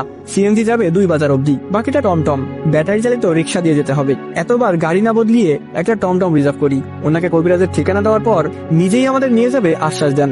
ওনার ভাষ্য মতে কবিরাজের বাসাও উনি চেনেন। টমটম যখন 10-12 মিনিট চলেছে, এরপরে রাস্তাগুলো মারাত্মক ভয়ঙ্কর ছিল। মানে 2 পাশে পাহাড় আর মাঝখানে ভাঙা একটা রাস্তা। সেই ভাঙা রাস্তা দিয়েই তিনি আমাদের নিয়ে যাচ্ছিলেন। আশেপাশে কোনো আলো দেখা যাচ্ছিল না, অন্ধকারে চারপাশ নির্জন। আমার কিছুটা সন্দেহ হয়। গুগল ম্যাপ বের করে আমি ওই কবিরাজের এলাকার নাম সার্চ করে দেখি ভিন্ন। টমটম ড্রাইভার আমাদের ভুল পথে নিয়ে যাচ্ছে। মানে ফেলে আসে একটা বাজারের ডান দিকে যেতে হতো, কিন্তু উনি বাম দিকের রাস্তায় এসে আমাদের জঙ্গলে নিয়ে যাচ্ছে। বুঝতে বাকি নেই ড্রাইভার আমাদের কোথায় নিয়ে যাচ্ছে। হামিদার আমার বুক থরথর করে কাঁপছিল তখন। এসব ভাবনার মধ্যে টমটমের আলোয় আমরা দেখতে পাই কিছুটা সামনে 3টা লোক দাঁড়িয়ে আছে। তারা হাতের ইশারায় টমটমের ড্রাইভারকে ডেকেছে। ড্রাইভারও টমটমের গতি বাড়িয়ে সে 3জন লোকের দিকে যাচ্ছে। আমরা চলন্ত টমটম থেকে লাফ দিয়ে পালানোর কথা ভেবেছি, কিন্তু ওদের কাছে বাইক আছে। দৌড়ে কত দূরে বা যাবো? তাছাড়া কোথায় নিয়ে এলো আমাদের? এখানকার কিছুই তো আমরা চিনি না। 6-9 ভাবতে ভাবতে টমটম ড্রাইভার তার গাড়ি দাঁড় করাই। আমাদের অজানা এক ভয় তখন ঘিরে ধরেছিল। ভয়ে হাত পায়ের কাঁপুনি কল্পনা করার মতো নয়। এখন যদি দৌড় দেই তাহলেও লাভ নেই, পায়ের কাঁপুনি বেশি দূর যেতে দিবে না। বাইক নিয়ে দাঁড়িয়ে থাকা 3জন লোক আমাদের দিকে এগিয়ে আসে। 2জনের শরীরে তেমন কিছু নেই, একজন অনেক স্বাস্থ্যবান। দেখতে তাকে এমনিতেও গুন্ডাদের মতোই দেখাচ্ছে। তিনি এসে টমটমের কিনারায় দাঁড়িয়ে আমাদের দিকে একবার তাকাই, এরপর ড্রাইভারকে বলে সামনে আই। ড্রাইভার কিছু জবাব দেয়নি। অন্যদিকে শুকনো 2জন লোক এসে আমাদের গাড়িতে ওঠে। স্বাস্থ্যবান লোকটা বাইকে চড়ে বসে ইশারা করে। টমটম ড্রাইভার আবার গাড়ি চালু করে এগিয়ে যেতে শুরু করে। আমি যতটুকু খেয়াল করেছি আমাদের সাথে বসা 2জন লোকের হাতে কিছু আছে। টমটম যাচ্ছে সামনে আর পেছনে ওই লোকটা বাইক নিয়ে আসতেছে। পেছনে থাকা বাইকের আলোতে ওই শুকনো দুজনের হাতে থাকা জিনিসটা দেখতে পাই। গামছা পেঁচিয়ে কিছু একটা রেখেছে। সিম্পল ভাবেই বুঝে যাই এগুলো ধারালো কোনো ছুরি বা চাপাতি হবে। ওদের তাকানোটাও অস্বাভাবিক মনে হচ্ছিল। স্থানের নাম প্রকাশে অনিচ্ছুক, কারণ রয়েছে। আমি আপাতত ভিন্ন নাম ব্যবহার করছি। আচমকা হামিদ বলে ওঠে, ড্রাইভার সাহেব, ম্যাপে দেখলাম আপনি উল্টো দিকে ঢুকে যাচ্ছেন। টেকনাফ থেকে কালীপাড়া যেতে শ্যামবাজারের ডানে যেতে হয়। আপনি ভুল করে মনে হয় বামে চলে এসেছেন। আরে বদ্দা, ইয়ান শর্টকাট রোড, বেশি কথা কইন না তো। ড্রাইভারের হুমকি শুনে হামিদ আবার বললেন, কিন্তু ভাই ম্যাপে তো দেখলাম এইটা শুধু জঙ্গলের দিকে গেছে। হামিদের কথা শুনে এইবার আমাদের সাথে থাকা দুজন লোক রেগে যায়। তাদের মধ্যে একজন ধমক দিয়ে বলে, বেশি কথা কইলে এইখানে জবাই করে রেখে দিব, চুপচাপ লগে লগে আই। ওনার কথা শুনে হামিদ চুপ হয়ে যায়। এখানে তারা আরো কিছু গালাগালি দিয়েছিল, যেসব আমি বলছি না। কিছুক্ষণ যাবার পর টমটম ড্রাইভার গাড়ি ব্রেক করে। পেছনের বাইকটাও এসে দাঁড়ায়। আমি চারপাশে তাকিয়ে দেখি এখানে কোনো জনবহুল নেই। আমাদের সামনে থাকা দুইজন লোক গামছা সরিয়ে সেই কাঙ্ক্ষিত অস্ত্র বের করলেন। এরপর আমাকে আর হামিদকে জোরপূর্বক ভয় দেখিয়ে গাড়ি থেকে নামালেন। স্বাস্থ্যবান লোকটা এসে বলে, টাকা পয়সা যা আছে দিয়ে দে, না দিলেও সমস্যা নেই, তোদের আজকেই শেষ দিন। ওদের কথা শুনে ড্রাইভার বলে, ভাই খুন না করে এমনি টাকা পয়সা রেখে ছেড়ে দেন। ড্রাইভারের কথা শুনে লোকটা বলে, এরা ঢাকাই আমাল, চিনোসাদের পরে গর্তে লুকাইলেও বের করে আনবো, প্রচুর বজ্জাতেরা। ওরা ওদের ভাষায় কথাগুলো বলেছে। আরো তর্ক বিতর্ক ছিল, যেসব স্কিপ করছি। কথোপকথনের মধ্যে একটা পুলিশের গাড়ি শব্দ শুনতে পাই আমি, তবে তখনই আমরা গাড়ি দেখতে পাইনি। হামিদ বসা থেকে উঠে সামনের লোকটাকে সজোরে হাত দিয়ে ধাক্কা দেয় আর পা দিয়ে লাথি মেরে দেয়। এরপর আমাকে নিয়ে দৌড় লাগায় উল্টো রাস্তায়। পুলিশের হর্ন শুনে ওরা আর আমাদের পিছু নেয়নি। কয়েক মুহূর্তের মধ্যে আমরা পুলিশের সামনে গিয়ে পড়ি। আমাদের দেখে পুলিশ গাড়ি থেকে নামে। হামিদ ভাই কাঁপা কাঁপা স্বরে সবটা বলে তাদের। কয়েকজন পুলিশ দৌড়ে ওদের ধরতে যায়, কিন্তু সেখানে বাইক আর টমটম ছাড়া কাউকে পাইনি। পুলিশ আমাদের নিয়ে যায় তাদের হেফাজতে। রাত গভীর হয়েছে, তাই সকাল পর্যন্ত থানায় থাকতে হবে। ভোরে তারাই আমাদের কবিরাজের কাছে নিয়ে যাবে বলে প্রতিজ্ঞা করে। কি ভাবছেন সময় মতো পুলিশ কিভাবে এলো? হামিদের বুদ্ধির প্রশংসা না করলেই নয়। হামিদ যখন ড্রাইভারকে বলেছিল পুরোটা, তখন হামিদ 999-এ কল দিয়ে রাখে। ড্রাইভারকে উদ্দেশ্য করে হামিদ পুরো ঠিকানায় পুলিশকে দিয়ে দেয়। এদিকে আবার ওদের বাজে ভাষা শুনে পুলিশও বুঝে যায় আমরা বিপদে আছি। হামিদ মুখে সব ঠিকানা উল্লেখ করায় পুলিশও চলে আসে। আর পুলিশের গাড়ির আওয়াজ শুনে হামিদও প্রাণ হাতে নিয়ে দৌড় লাগাই। গাড়িতে যদি ধস্তাধস্তি করতো তবে হয়তো ওদের ধারালো অস্ত্রে আমাদের কিছু হয়ে যেত। পুলিশের উপস্থিতি বুঝে তারা হয়তো ভয়ে আর আক্রমণ করেনি। থানায় পুলিশ ওদের গাড়ি আটক করে। বাইকটা ভাড়া বাইক আর টমটম চালককে চিহ্নিত করতে পেরেছে। আমরা আইনানুগভাবে যা ব্যবস্থা নেওয়ারটা নিয়েছি। রাত কেটেছে থানাতেই, কিন্তু আমার আর হামিদের জন্য বহু কষ্টে কেটেছে। পুলিশ সদস্য থাকার জন্য যে আলাদা রুম থাকে, আমাদের তেমন একটি রুম দেওয়া হয়েছে। হামিদের হাতে ক্ষত। শুকনো লোকটাকে ধাক্কা দেওয়ার সময় তার হাতে থাকা চাপাটিতে লেগে গিয়েছিল। গুরুতর আঘাত না হলেও চামড়া কেটেছে অনেকটাই। থানা থেকে আমাদের যথাযথ সেবা দিয়েছে। পুলিশকে আমরা যতই খারাপ বলি, সব পুলিশ আসলে খারাপ নয়। 100 জনের মধ্যে অন্তত 10-20 জন আছে যাদের মধ্যে মনুষ্যত্ব রয়েছে। ক্ষত হাত নিয়ে হামিদ ঘুম। আমারও চোখে ঘুম লেগেই আসবে। তখন মনে হলো রুমের দরজায় কেউ ধাক্কা দিয়েছে। বলে রাখা ভালো, এই রুমটাতে শুধুমাত্র একটা খাট, বলতে গেলে একজন মানুষ ঘুমানোর মতো রুম। তবে 2 জন ঘুমালে তেমন একটা সমস্যা হবে না। আমি শুয়েছি কিনারাই, আর হামিদ দেয়াল ঘেঁষে। দরজায় ধাক্কার আওয়াজে আমি চোখ মেলি। ভেবেছি হয়তো থানার কেউ এসেছে কোনো কাজে। ক্লান্ত শরীর নিয়ে উঠে আমি দরজা খুলি, কিন্তু দরজার সামনে কেউ নেই। এইটা পুলিশদের স্থান, অন্তত মস্করা করার মতো যে কেউ নেই তা আমার ভালোই জানা আছে। তাহলে কে ধাক্কা দিল? সে যার ভয়ে আমি এতদূর ছুটে এলাম, আবার হুট করে দরজা আটকে দিয়েছি। বিশ্বাস করা না করা আপনাদের ব্যাপার। জোর করে বিশ্বাস করাতেও চাই না, তবে দরজা বন্ধ করার পর সে আমাকে বেশি ভয় পাইয়ে দিয়েছে। আমি দরজা বন্ধ করার 2 সেকেন্ডের মধ্যে এত জোরে সে দরজায় ধাক্কা দেয় যেন বাহিরে কোনো বড়সড় বোমা ব্লাস্ট হলো, এবং সেটির প্রভাবে দরজায় আওয়াজ হয়েছে। দরজার শব্দে হামিদও লাফ দিয়ে ওঠে। আমি এত বেশি ভয় পাই যে আমার মুখ থেকে কথাও বের হচ্ছিল না। হামিদ ক্ষত হাত নিয়ে এসে আমাকে জিজ্ঞেস করেছে, কিন্তু আমি বোবার মতো হয়ে গেছিলাম। এক মুহূর্তের জন্য মনে হলো আমি আমার জবান হারিয়ে ফেললাম হয়তো। অনেক চেষ্টা করেও পারিনি কিছু উচ্চারণ করতে। হামিদ দোয়া দূরত পড়তে পড়তে আমাকে ফু দিতে শুরু করে। হামিদ যত দোয়া পড়ে তত আমি হালকা হচ্ছিলাম। 30 সেকেন্ডের মতো চেষ্টা করার পর আমার মুখ থেকে আওয়াজ বের হয়। জানি না আমার কেন হচ্ছিল এমন। ভয়ে এমন হলো নাকি শয়তানটা কিছু করেছিল, জানি না। তবে যেটুকু বুঝলাম, আল্লাহর কালেমার উপর আসলেই কোনো শক্তি নেই। আমি এতদিন সব করলাম, কিন্তু নামাজ পড়ে আল্লাহর কাছে চাইনি। তাই বিপদে পড়ে আল্লাহকে ডাকলেও হয়তো দোয়া কবুল হতো না। গতকাল রাত থেকে সঠিক নিয়মে আছি বলেই দোয়া কাজে লাগলো। ভুল করতে করতে অবশেষে আমি সঠিক উপায় পেয়েছি। হামিদ আমাকে জিজ্ঞেস করে, আমি হামিদকে সবটা বলি। পুরোটা শুনে হামিদ বলে, ঠিক আছে তুই শুয়ে পড়, আমি দোয়া কালাম পড়তেছি। মায়ের পেটের ভাইও হয়তো এত করে না। হামিদের কথায় আমিও ঠিকই ঘুমিয়ে যাই। ফজরের আজানে ঘুম ভাঙলে দেখি হামিদ এখনো বসে বসে ঝিমাচ্ছে, অর্থাৎ সারা রাত আমার পাশেই বসেছিল। ক্ষত নিয়েও ঘুমায়নি। এই মানুষটা এত বেশি করেছে আমার জন্য, যার ঋণ হয়তো আমি কোনোদিন শোধ করতে পারবো না। ফজরের নামাজ শেষ করে দুজনে বের হই। ছিনতাইকারী আর থানার মামলার ঘটনা না বলি, ও সব আউট টপিকে চলে যায়। পুলিশ আমাদের কবিরাজের বাড়ি অব্দি নিয়ে যাবে বললেও সাম্ভা বাজারে এনে ছেড়ে দেয়। এরপর একটা গাড়ি ঠিক করে দিয়ে আমাদের নিয়ে যেতে বলে। আমরা অবশেষে উপস্থিত হই কবিরাজের বাড়ি। ওনার বাড়ির বিবরণটা দেওয়া উচিত। পাহাড়ি রাস্তার কিনারায় ওনার বাসা। টেকনাফের এই রোড অনেকেই চিনবেন, তবে যারা কোনোদিন যাননি তাদের বোঝানোর ক্ষেত্রে বলবো, সাজেক গিয়েছেন অথবা ফোনে নিশ্চয়ই সাজেকের ভিডিও দেখেছেন। সাজেকের রাস্তাগুলা যেমন বা বান্দরবনের রাস্তাগুলা যেমন, এখানকার রাস্তাগুলাও তেমন, কিন্তু সাজেকের রাস্তার পাশে ঘর বাড়ি কম, আর এখানের রাস্তার পাশে সবটাই বসত বাড়ি। পাহাড় কেটে অনেক পাহাড়িরা বসবাস করে। হিন্দু বাড়িতে ঢুকার পর কবিরাজের নাম বলি আমরা। আমাদের নিয়ে আসা ড্রাইভার নিজেই আমাদের কবিরাজের বাড়ি এনে ঢুকাই, সে আমাদের আবার নিয়ে যাবে, তাই চলে যায়নি। বাড়িতে প্রবেশ করার পর এক মহিলা আমাদের ডাকেন। ওনার থেকে জানতে পারি কবিরাজ একটু বাজারে গেছে, চলে আসবে, ততক্ষণ আমরা যেন অপেক্ষা করি। কবিরাজের ঘরে বসেই আমরা অপেক্ষা করতে থাকি। প্রায় 20 মিনিট পর কবিরাজ বাড়িতে আসেন। কবিরাজ এসে বলেন, নমস্কার, আপনাদের কথা আমাকে হুজুর বলেছেন, দেখলেন তো এখানে নেটওয়ার্ক নেই, তাই আমি ফোন চালাতে পারি না, বাজারে গিয়ে এই সমস্যাটা আলোচনা করি। রাফি ভাইকে আপনি? কবিরাজ আমার দিকে তাকিয়ে বললেন। আমি হ্যাঁ সূচক মাথা নাড়াই। তিনি আমাকে বললেন, 2 কেজি গম আর একটা কালো ছাগল লাগবে, অন্যান্য জিনিসপত্র আমার ঘরেই আছে, আপনি চাইলে আমি বাজার থেকে নিয়ে আসতে পারি, আর না হলে ড্রাইভারকে দিন। কথা অনুযায়ী বুঝলাম ড্রাইভারকে কবিরাজ আগে থেকেই চিনেন। কবিরাজের গিন্নি ড্রাইভারের সাথে বেশ রসিকতার সাথেই কথা বলছিল। বিশ্বাসের উপর হামিদ ড্রাইভারকে 7,000 টাকা দেয়। ছাগল 5-6 হাজার টাকার মধ্যেই পাবে, বাকিটা গম আর ড্রাইভারের ভাড়া। কবিরাজ আমাদের অপেক্ষা করতে বলে ফ্রেশ হতে চলে যায়। ড্রাইভার এলেই হয়তো তিনি কাজ শুরু করবেন। আমি আর হামিদ অনেকক্ষণ ধরে অপেক্ষা করে যাচ্ছিলাম।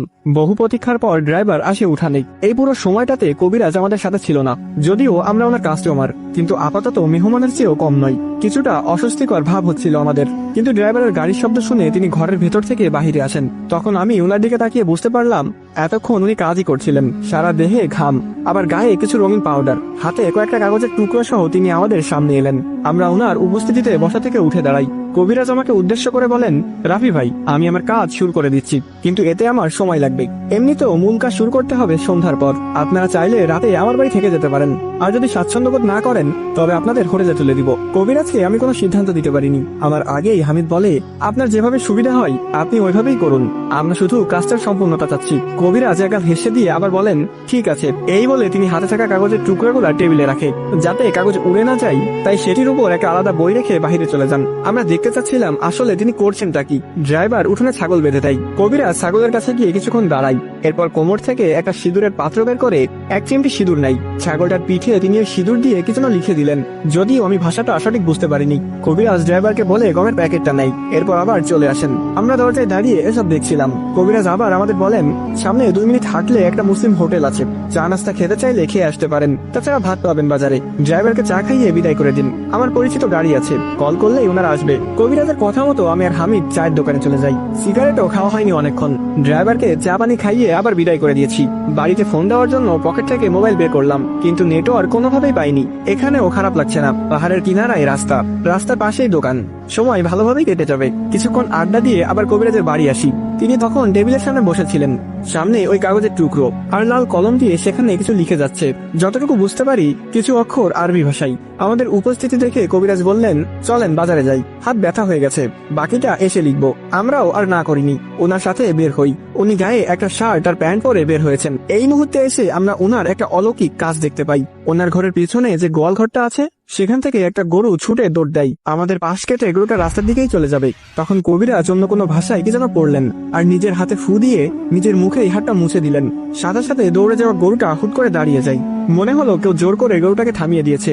রাগান্বিত গরুটা আচমকা ঠান্ডা হয়ে গেল। এরপর নিজে থেকে আবার ধীর পায়ে হেঁটে এসে গোয়ালঘরের দিকে চলে যাচ্ছে, যেন অদৃশ্য কিছু গরুটাকে গোয়ালঘরে নিয়ে গেল। কবিরাজ মুচকি হেসে আমাদের বললেন, কি হলো, আপনারা আসুন। আমি পুরো চমকে যাই। এই কবিরাজের ব্যাপারে শুনে যতটা বিশ্বাস জন্মেছিল, এখন তা দ্বিগুণ বেড়েছে। যাই হোক, আমি আর হামিদ উনার সাথে যেতে শুরু করি। রাস্তায় এসে কবিরাজ একটা অটো ড্রাইভারকে কল দেয়। মিনিট কয়েক বাদে অটো এলো। আমরা অটোতে উঠে বাজারের দিকে রওনা করি। যেহেতু বিকাল হয়ে গেছে প্রায়, তাই তিনি আমাদের একটা ভাতের হোটেলে নিয়ে যান। ভাত অর্ডার করে তিনিও আমাদের সাথে খেতে বসেন। মুরগির মাংস দিয়ে খেয়ে অনেকটা আরাম লাগছিল আমার। মনে হলো অনেকদিন পর পেট ভরে খেয়েছি। এতদিন অরুচি বা ক্ষুধা চলে যেত। পেটে ক্ষুধা থাকলেও বেশি খেতে পারতাম না। পুরো খালি পেটটা আজ যেন ভরাট করলাম। খাওয়া শেষে কবিরাজ আবার আমাকে বললেন, কি রাফি ভাই, পেট ভরেছে? এতদিন তো খেতে পারেননি ঠিক মতো, আজ নিশ্চয়ই পেট ভরে খেয়েছেন। কবিরাজের কথা শুনে আমি আকাশ থেকে পড়লাম। উনি কি আমার মনের কথা বললো, নাকি খাবার যাতে খেতে পারি সেটার জন্য কিছু করলো? মনে সংশয় রেখে আমি বললাম, হ্যাঁ আজ পেট ভরেছে। কিন্তু আপনি কিভাবে বুঝলেন? আমার কথায় তিনি মুচকি হেসে বললেন, অলরেডি আমি আপনাকে 4টা বার মেরেছি। সকাল থেকে আমি আপনার শরীর ঠিক করতেছি। বমি হওয়া বা বমির সাথে রক্ত আসা, চোখ থেকেও রক্ত পড়া, এই সবটাই সেই শয়তান করে। আপনার দেহকে রাত অব্দি ঠিক করার জন্য উল্টো বান মেরেছি। এতে শয়তান আপনার দেহে আলাদা শক্তি প্রয়োগ করতে পারবে না। সকালে আমি আপনার চেহারা দেখেই বুঝে যাই যে ওই শয়তান আপনার কি কি হাল করেছিল। বান মারার ফলে আপনার পেট খারাপ হবে একটু, এইটার জন্য একটা গ্যাস্ট্রিকের ট্যাবলেট খেয়ে নিন। এখন চলুন, সন্ধ্যা ঘনিয়ে এসেছে। এই বলে তিনি বসা থেকে উঠে বিল পরিশোধ করেন। হামিদ জোরাজোরি করে বিল দেওয়ার জন্য, কিন্তু তিনি বলেন, আপনারা আমার মেহমান, আমি আপনাদের দিয়ে বিল দেওয়ালে বেয়াদবি হবে, আর আমার কাজের টাকাটাও আমাকে এখন দিয়েন না, কাজ শেষ করে টাকা নিব, ততক্ষণ অব্দি টাকা আপনার হেফাজতে রাখুন। কথার মাধুর্যতা আছে ওনার।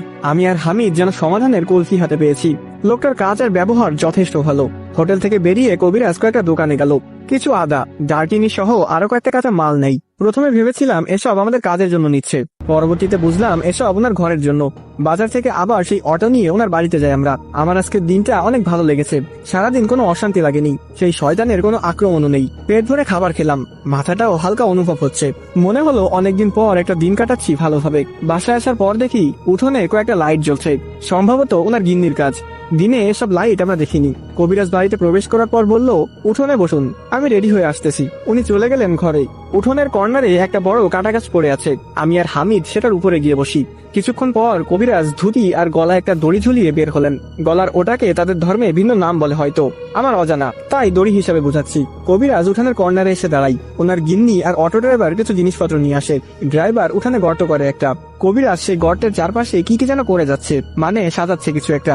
পুরো সাজ কমপ্লিট করার পর কবিরাজ আমাকে ডাক দেন। আমি আসার পর তিনি আমাকে গোসল করে আসতে বললেন। গোসল করার জন্য একটা লুঙ্গি দেয়, আমি গোসলটা সেরে ফেলি। হামিদ আমার পাশে দাঁড়ানো, গল্প করতে করতে আমি গোসল শেষ করি। এরপর কবিরাজের কাছে আসি। কবিরাজও সেই কাগজগুলোতে লেখা কমপ্লিট করে নাই। এরপর গর্ত করা স্থানে কিছু ঢেলে আগুন ধরাই। আমাকে বসতে বলে সেটির সামনে, মাটির মধ্যেই আমি বসি। হামিদ দূরে সেই গাছের উপর বসে আছে। কবিরাজ চোখ বন্ধ করে কি কি যেন পড়তে শুরু করে দিলেন। আমি খেয়াল করি কবিরাজ যত মন্ত্র উচ্চারণ করে তত আমার শরীরটা টান টান অনুভব করছিলাম, যেন আমার চামড়া শুকিয়ে যাচ্ছে। আমি ধীরে ধীরে কেমন হালকা হতে থাকি। কবিরাজ অনেকক্ষণ মন্ত্র বলি বা আয়াত বলি উচ্চারণ করে আগুনের মধ্যে একটা কাগজ ফেলে দেয়। বিশ্বাস করেন আর না করেন, যখন তিনি আগুনে কাগজের টুকরাগুলা ফেলে দেয় তখন আমার সারা গায়ে একটা গরম তাপ লাগতে শুরু করে। মনে হচ্ছিল কাগজটা নয়, আগুনে আমার গা পুড়ছে। যন্ত্রণায় আমি একটু নড়তেই আমার পাশে বেঁধে রাখা ছাগলটাও নড়ে উঠেছে। যন্ত্রণায় আমি ছটফট করছি, আমার সাথে ওই ছাগলটাও ছটফট করতে শুরু করে। এর মধ্যেই কবিরাজ আরেকটা টুকরো আগুনে ফেলে দেয়। আমার শরীর যেন এইবার জ্বলেই গেল। আমি যন্ত্রণায় কান্না করে দেওয়ার উপক্রম চলে আসে। এরপর আর আমার কিছু মনে নেই। সকালবেলা আমার ঘুম ভাঙে। আমি নিজেকে আবিষ্কার করি একটা অচেনা রুমে, দেখতে হোটেলের রুমের মতো লাগছে। হামিদকে ডাক দিতেই হামিদ ওয়াশরুম থেকে বলে, আসতেছি, ওয়েট। তখনই রুমের দরজায় কেউ ধাক্কা দেয়। আমি উঠেই যাচ্ছিলাম, কিন্তু মাথার ব্যথায় উঠতে পারছিলাম না। হামিদও ওয়াশরুমে আছে। আমি ওঠার চেষ্টা করতে করতে হামিদ বের হয় ওয়াশরুম থেকে। এরপর সে নিজে গিয়ে দরজা খোলে আর দেখতে পাই কবিরাজ দাঁড়িয়ে আছে। আমি স্পষ্ট দেখি কবিরাজের চেহারায় ক্ষত আছে, যেন তার চেহারায় কেউ গুরুতর আঘাত করেছে। ওনার হাতে সেই অভিশপ্ত বই। কবিরাজ বইটা হামিদের হাতে দিয়ে বলে, তোমাদের বই তোমরা রাখো, আমার দ্বারা এই বই নষ্ট করা সম্ভব নয়। কবিরাজের মুখে কথাটা শুনে আমার বুকের ভিতর একটা শূন্যতা অনুভব করি। আমি কি বাঁচতে বাঁচতে হেরে গেলাম? এদিকে কবিরাজ বইটা হামিদের হাতে দিয়ে চলে যায়। হামিদ দরজা আটকে আমার কাছে আসে। আমি হামিদকে জিজ্ঞেস করি রাতে কি হয়েছিল। হামিদ আমতা আমতা করে বলতে শুরু করে রাতের সবটা। শুনে আমার সারা শরীরের লোম দাঁড়িয়ে যায়। হামিদ যেভাবে বলে আমি সেভাবেই বলছি। কবিরাজ যখন আগুনের মধ্যে কাগজের টুকরাগুলো পুড়াচ্ছিল তুই তখন ছটফট করতে শুরু করেছিলি। এইভাবে অনেক সময় কেটে যাওয়ার পর তুই জ্ঞান হারাস, কিন্তু তার পাশে বেঁধে রাখা ছাগলটা ছটফট করতেই থাকে। তুই যখন জ্ঞান হারিয়ে শুয়ে পড়েছিলি তখন কালো ছাগলটা মাটিতে শুয়ে পড়ে, কিন্তু তোর দেহ না নড়লেও ছাগলটি ছটফট করে যাচ্ছিল। তখন কবিরাজ বসা থেকে উঠে গমের বাটিটা নেয়, পাত্রে হাত দিয়ে এক মুঠ গম নিয়ে ছাগলের মুখে জোরপূর্বক ঢুকিয়ে দেয়। ছাগল গম চিবুনি দিচ্ছিল আর চিৎকার করছিল অনেক, আর ছটফট তো লেগেই আছে। কবিরাজ আবার আসে নিজের স্থানে। বাটিতে থাকা বাকি গম এবার ধীরে ধীরে আগুনে ফেলতে থাকে। ছাগলটা তখন আরো জোরে জোরে চেঁচামেচি করে যাচ্ছিল। কবিরাজ ড্রাইভারকে একটা ইঙ্গিত দেয়। ড্রাইভার তখন একটা লম্বা ছুরি নিয়ে আসে। কবিরাজ সহ ছাগলটাকে ধরে আনে আগুনের কাছে। ছাগলকে জবাই করে সে রক্ত আগুনে ফেলবে, তখনই উঠানে থাকা লাইটটা ফেটে যায়, হয়ে যায় অন্ধকার। শুধুমাত্র জ্বলন্ত আগুনের আলোটা ছিল।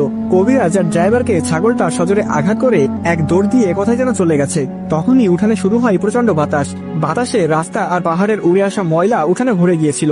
রাস্তার পাশে থাকা একটা গাছও ভেঙে পড়ে। ওই গাছের আঘাতে আগুনের কুণ্ডলি হয়ে যায় নষ্ট, ছিটকে যায় আগুনের কুণ্ডলি। অন্ধকার থাকায় তেমন কিছু দেখিনি, তবে প্রায় 2 মিনিটের মতো তুফান চলে। তুফান শেষে আমি একটা কালো ছায়াকে দেখি। কালো ছায়াটি উঠোন থেকে জঙ্গলের দিকে চলে যায়। এরপর আসে কবিরাজের বউ লাইট নিয়ে। দেখতে পাই কবিরাজ, ড্রাইভার আর তুই পড়ে আছিস। কবিরাজের চোখে মুখে আঘাতের চিহ্ন, ড্রাইভারও আহত হয়। আর তোদের পাশে পড়েছিল কালো ছাগলটি। ছাগলটার গলায় অসংখ্য কামড়ের দাগ, যেন কেউ ছাগলটার গলা কামড়ে থেতলে দিয়েছে। কবিরাজের চোখে মুখে পানি ফেটানোর পর কিছুক্ষণ বাদে তার জ্ঞান ফিরে আসে। উনি পরে অন্য একটা ড্রাইভারকে কল দেয় আর আমাদের হোটেলে পাঠিয়ে দেয়। এরপর তো সকালের দৃশ্য তুই নিজেই দেখলি। কবিরাজ মানা করে দিল আমাদের। হামিদের মুখে পুরো কথা শুনে আমার হুঁশ উড়ে যাওয়ার উপক্রম। কবিরাজও না করে দিল। আমার কি সত্যি আর কোনো রাস্তা নেই? ভাবনার মাঝে আবার কেউ দরজায় টকটক শব্দ করে। হামিদ গিয়ে দরজা খোলে। দরজায় হোটেলের স্টাফ খাবার নিয়ে আসে। সকালের খাবার শেষ করে আমরা দুপুরেই হোটেল ছেড়ে দিয়েছি। এর মধ্যে কবিরাজের সাথে কয়েকবার যোগাযোগ করেছিলাম। তিনি একই জবাব দেয়, এই বই প্রায় 200 বছর পুরনো বই। কোন এক সন্ন্যাসীর দল মিলে এই বই বানিয়েছিল। এটি বানিয়েছিল একটা রাজ্য ধ্বংস করার জন্য, কিন্তু দুর্ভাগ্যবশত বইটি আর নষ্ট করা হয়নি। রাজা খবর পেয়ে সন্ন্যাসীদের হত্যা করে। এতে বইটি হয়ে যায় অমর। এই বই ব্যবহার যত করা হবে ততই নিজের দেহে ক্ষতি হবে। আর মূল কথা, এই বই যার কাছে থাকবে, অর্থাৎ যে বর্তমান মালিক হবে, সেই মালিকের শরীর থেকেই রক্ত চুষে নিবে শয়তান। বইয়ের ইতিহাসটা অনেকে জানেন, কিন্তু আমার দেহ শুকিয়ে যাওয়ার রহস্যটা ক্লিয়ার হয় আমার কাছে। উপায়ান্তর না পেয়ে রওনা করি আবার ঢাকায়। আমি আমার সবটা আল্লাহর উপর ছেড়ে দিয়েছিলাম। ভুল যেহেতু করেছি, এর ভোগান্তি তো হতেই হবে আমার। হয়তো আল্লাহ আমাকে আমার ভুলের শাস্তি দিচ্ছে। এর মধ্যে আবার শুনতে পাই আমি নিপার কথা। কক্সবাজার টার্মিনালে যখন বাসের জন্য অপেক্ষা করি, তখন আমার এলাকা থেকে একজন কল দিয়ে নিপার কথা জানাই। সেটি শুনে আমার গায়ের রক্ত হিম হয়ে যায়। অন্তত এইটুকু বুঝতে পারি, ব্ল্যাক ম্যাজিক বা কালো জাদু যেটাই বলেন, এটি কখনো কারো ভালো করতে পারে না। সাময়িক শান্তি দিলেও এর ভোগান্তি হয় মারাত্মক। সম্মানিত অডিয়েন্স, নিপার ঘটনা আলাদা আর অনেকটা ভয়ঙ্কর হওয়ায় তা নিয়ে ভিন্ন একটা এপিসোড আসবে। এই গল্প বেশি বড় করতে চাই না। এই গল্প শেষ হওয়ার পর আমি নিপাকে নিয়ে আরো একটা এপিসোড আনবো। যদি আপনারা চান তো, আপনারা না চাইলে এখানেই সমাপ্ত করে দিব। নিপার ঘটনা শুনে আমার ভয় দ্বিগুণ বাড়ে। একটা মেয়ের জীবন আমি নষ্ট করে দিলাম, তা ভাবতেও লজ্জাবোধ হচ্ছিল। শুধু লজ্জা নয়, বড়সড় আফসোস হতে শুরু করে। তাকে না পাইতাম তাও হয়তো এত আফসোস হতো না। এক প্রকার কান্নায় ভেঙে পড়ি আমি। হামিদ আমাকে সান্ত্বনা দিতে বলে, জীবন বৈচিত্র্যময়, তোকে হেলবে তুইও হেলবি। প্রশ্ন তৈরি করার সময় অবশ্যই এর উত্তরও তৈরি হয়। আমরা আমাদের শেষ চেষ্টাটাও করব। হামিদ আমাকে আরো ভিন্ন ধরনের সান্ত্বনাও দেয়, কিন্তু এই সান্ত্বনা আমার হৃদয় ছুঁয়ে যাচ্ছে না। আমি তো জানি আমি কত বড় অপরাধী। সারা রাত জার্নি করে আমরা সকালে ঢাকায় আসি। আমার দেহ দিন দিন শুকাতেই থাকে। বাসায় এসে আয়নার সামনে যখন দাঁড়াই, বিশ্বাস করাবো কিভাবে আপনাদের? আমি আমাকেই চিনতে পারছিলাম না। আমার পেটের হাড্ডি সবই স্পষ্ট ভিসে গিয়েছিল, অথচ আগে আমার ছোটখাটো একটা ভুঁড়ি ছিল। টানা 1 মাস নেশা আর ঘুম না পড়লে মুখের যে হাল হবে, আমার গালটাও তেমন হয়ে গেছে। আমার মনে হচ্ছিল এ তো আমি নয়। এত অল্প সময়ে হুট করে শুকিয়ে গেছি, তাই নিজেকে নিজেরই বিশ্বাস হচ্ছিল না। হামিদ নিজের চাকরি বাঁচাতে মহাজনের বাসায় যায়। তিনি নাকি অনেক রাগ দেখায়। মাসের আগে বেতন নিল, এর মধ্যে আবার ছুটি নিয়েছে। তা নিয়ে কিছুই হয়নি, কিন্তু হামিদ আমার জন্য যখন আবার ছুটি চাই, তখন মহাজন তাকে চাকরি থেকে বরখাস্ত করে দেয়। হামিদ নিরুপায় হয়ে বাসায় ফিরে আসে। চাকরি চলে যাওয়ার কথা শুনে আমার নিজেরই খারাপ লাগে। কি বা বলবো, আমি তো শেষ হয়েই যাচ্ছি, মাঝে এদেরকেও হয়রান করে যাচ্ছি। চাকরি হারা হয়ে হামিদ রুমমেটদের সাথে ফুটপাতে যোগ দেয়, হকারগিরি করতে থাকে। আমি দিনের বেলা হামিদের দোকানের পাশে দাঁড়িয়ে বা বসে থাকি। হামিদ দোকানদারি শেষে আমাকে নিয়ে চলে আসে বাসায়। 2-3 দিন দোকানদারি করে কিছু টাকা নেয়, আবার আমাকে নিয়ে যায় অন্য একটা কবিরাজের কাছে। এই যাত্রাটা আমাদের অনেক খারাপ যায়। প্রতিটা কবিরাজই ভুয়া ছিল। শুরুতে সবাই অনেক স্বপ্ন দেখাচ্ছিলেন, সময় দিচ্ছিলেন 14 বা 21 দিনের মধ্যে কাজ হয়ে যাবে, কিন্তু সবটাই ভুল। জিনিসপত্র কেনার জন্য কিছু টাকা নাই। এরপর ওদের আর খবরও থাকে না। এক কবিরাজ ছেড়ে আর এক কবিরাজ ধরা হচ্ছিল। আমার দেহের কন্ডিশন দিনের পর দিন বাজে হতেই থাকে। অসুস্থ হতে হতে এমন এক সময় আসে যখন আমি কিছু খেতেও পারি না। মুখের সব রুচি যেন উধাও হয়ে গেছে। যদি মধুও খাই সেটিও তিতা লাগছিল। এর মধ্যে আবার হামিদের সাথেও কিছু অস্বাভাবিক ঘটনা ঘটতে শুরু করে। আমার সাথে তো হচ্ছেই, সাথে হামিদও এর ভুক্তভোগী হয়ে যাচ্ছে। আমি দিশেহারা হয়ে অনেক ভাবলাম, আমার জন্য অনেকের ক্ষতি হলো। হামিদের শরীরও দিন দিন খারাপের দিকে যাচ্ছে, কিন্তু আমার সাথে যা হচ্ছে তার কমতি নেই। একটা জিনিস আমি খেয়াল করি, যখন আমি অজু অবস্থায় থাকি, অর্থাৎ পবিত্র থাকি, তখন আমার অনেকটাই ভালো লাগা কাজ করে। আর যখন আমি নাপাক থাকি, অর্থাৎ ওয়াশরুম বা কোনোভাবে অজু থাকে না, তখন আমার খারাপ লাগাটা বেড়ে যায় দ্বিগুণ। যেমন গত রাতের কথাই বলি, হামিদ সহ দোকান বন্ধ করে বাসায় আসলাম রাত 8টায়। বাসায় এসে আমি অজু সারিয়ে এসার নামাজ আদায় করি। হামিদও অজু করে নামাজ আদায় করে। নামাজ শেষে খাবার খাই। এরপর রুমমেটদের সাথে আড্ডা হয় কিছুক্ষণ। যেহেতু আমার শরীরের অবস্থা ভালো না, তাই সিগারেট আমি ছেড়ে দিয়েছি বললেই চলে। তবে রাতে রুমমেটদের সাথে আড্ডা দিলে আড্ডার মাঝে 2-1টা খাওয়া চলে। এইভাবে আমি একটা সিগারেট ধরাই, এতে আমার অজু ভেঙে যায়। আড্ডার মাঝে আমি দেখতে পাই বারান্দায় আমার মৃত ভাই দাঁড়িয়ে আছে। জানলা দিয়ে এসে আমার দিকে তাকিয়ে আছে। ভুল ভেবে আমার মাথাটা ঝাড়া মেরে আবার তাকাই। দেখতে পাই জানলায় কিছুই নেই। অবশ্যই এটি ভুল দেখেছি, নয়তো আমি আবারও দেখতাম।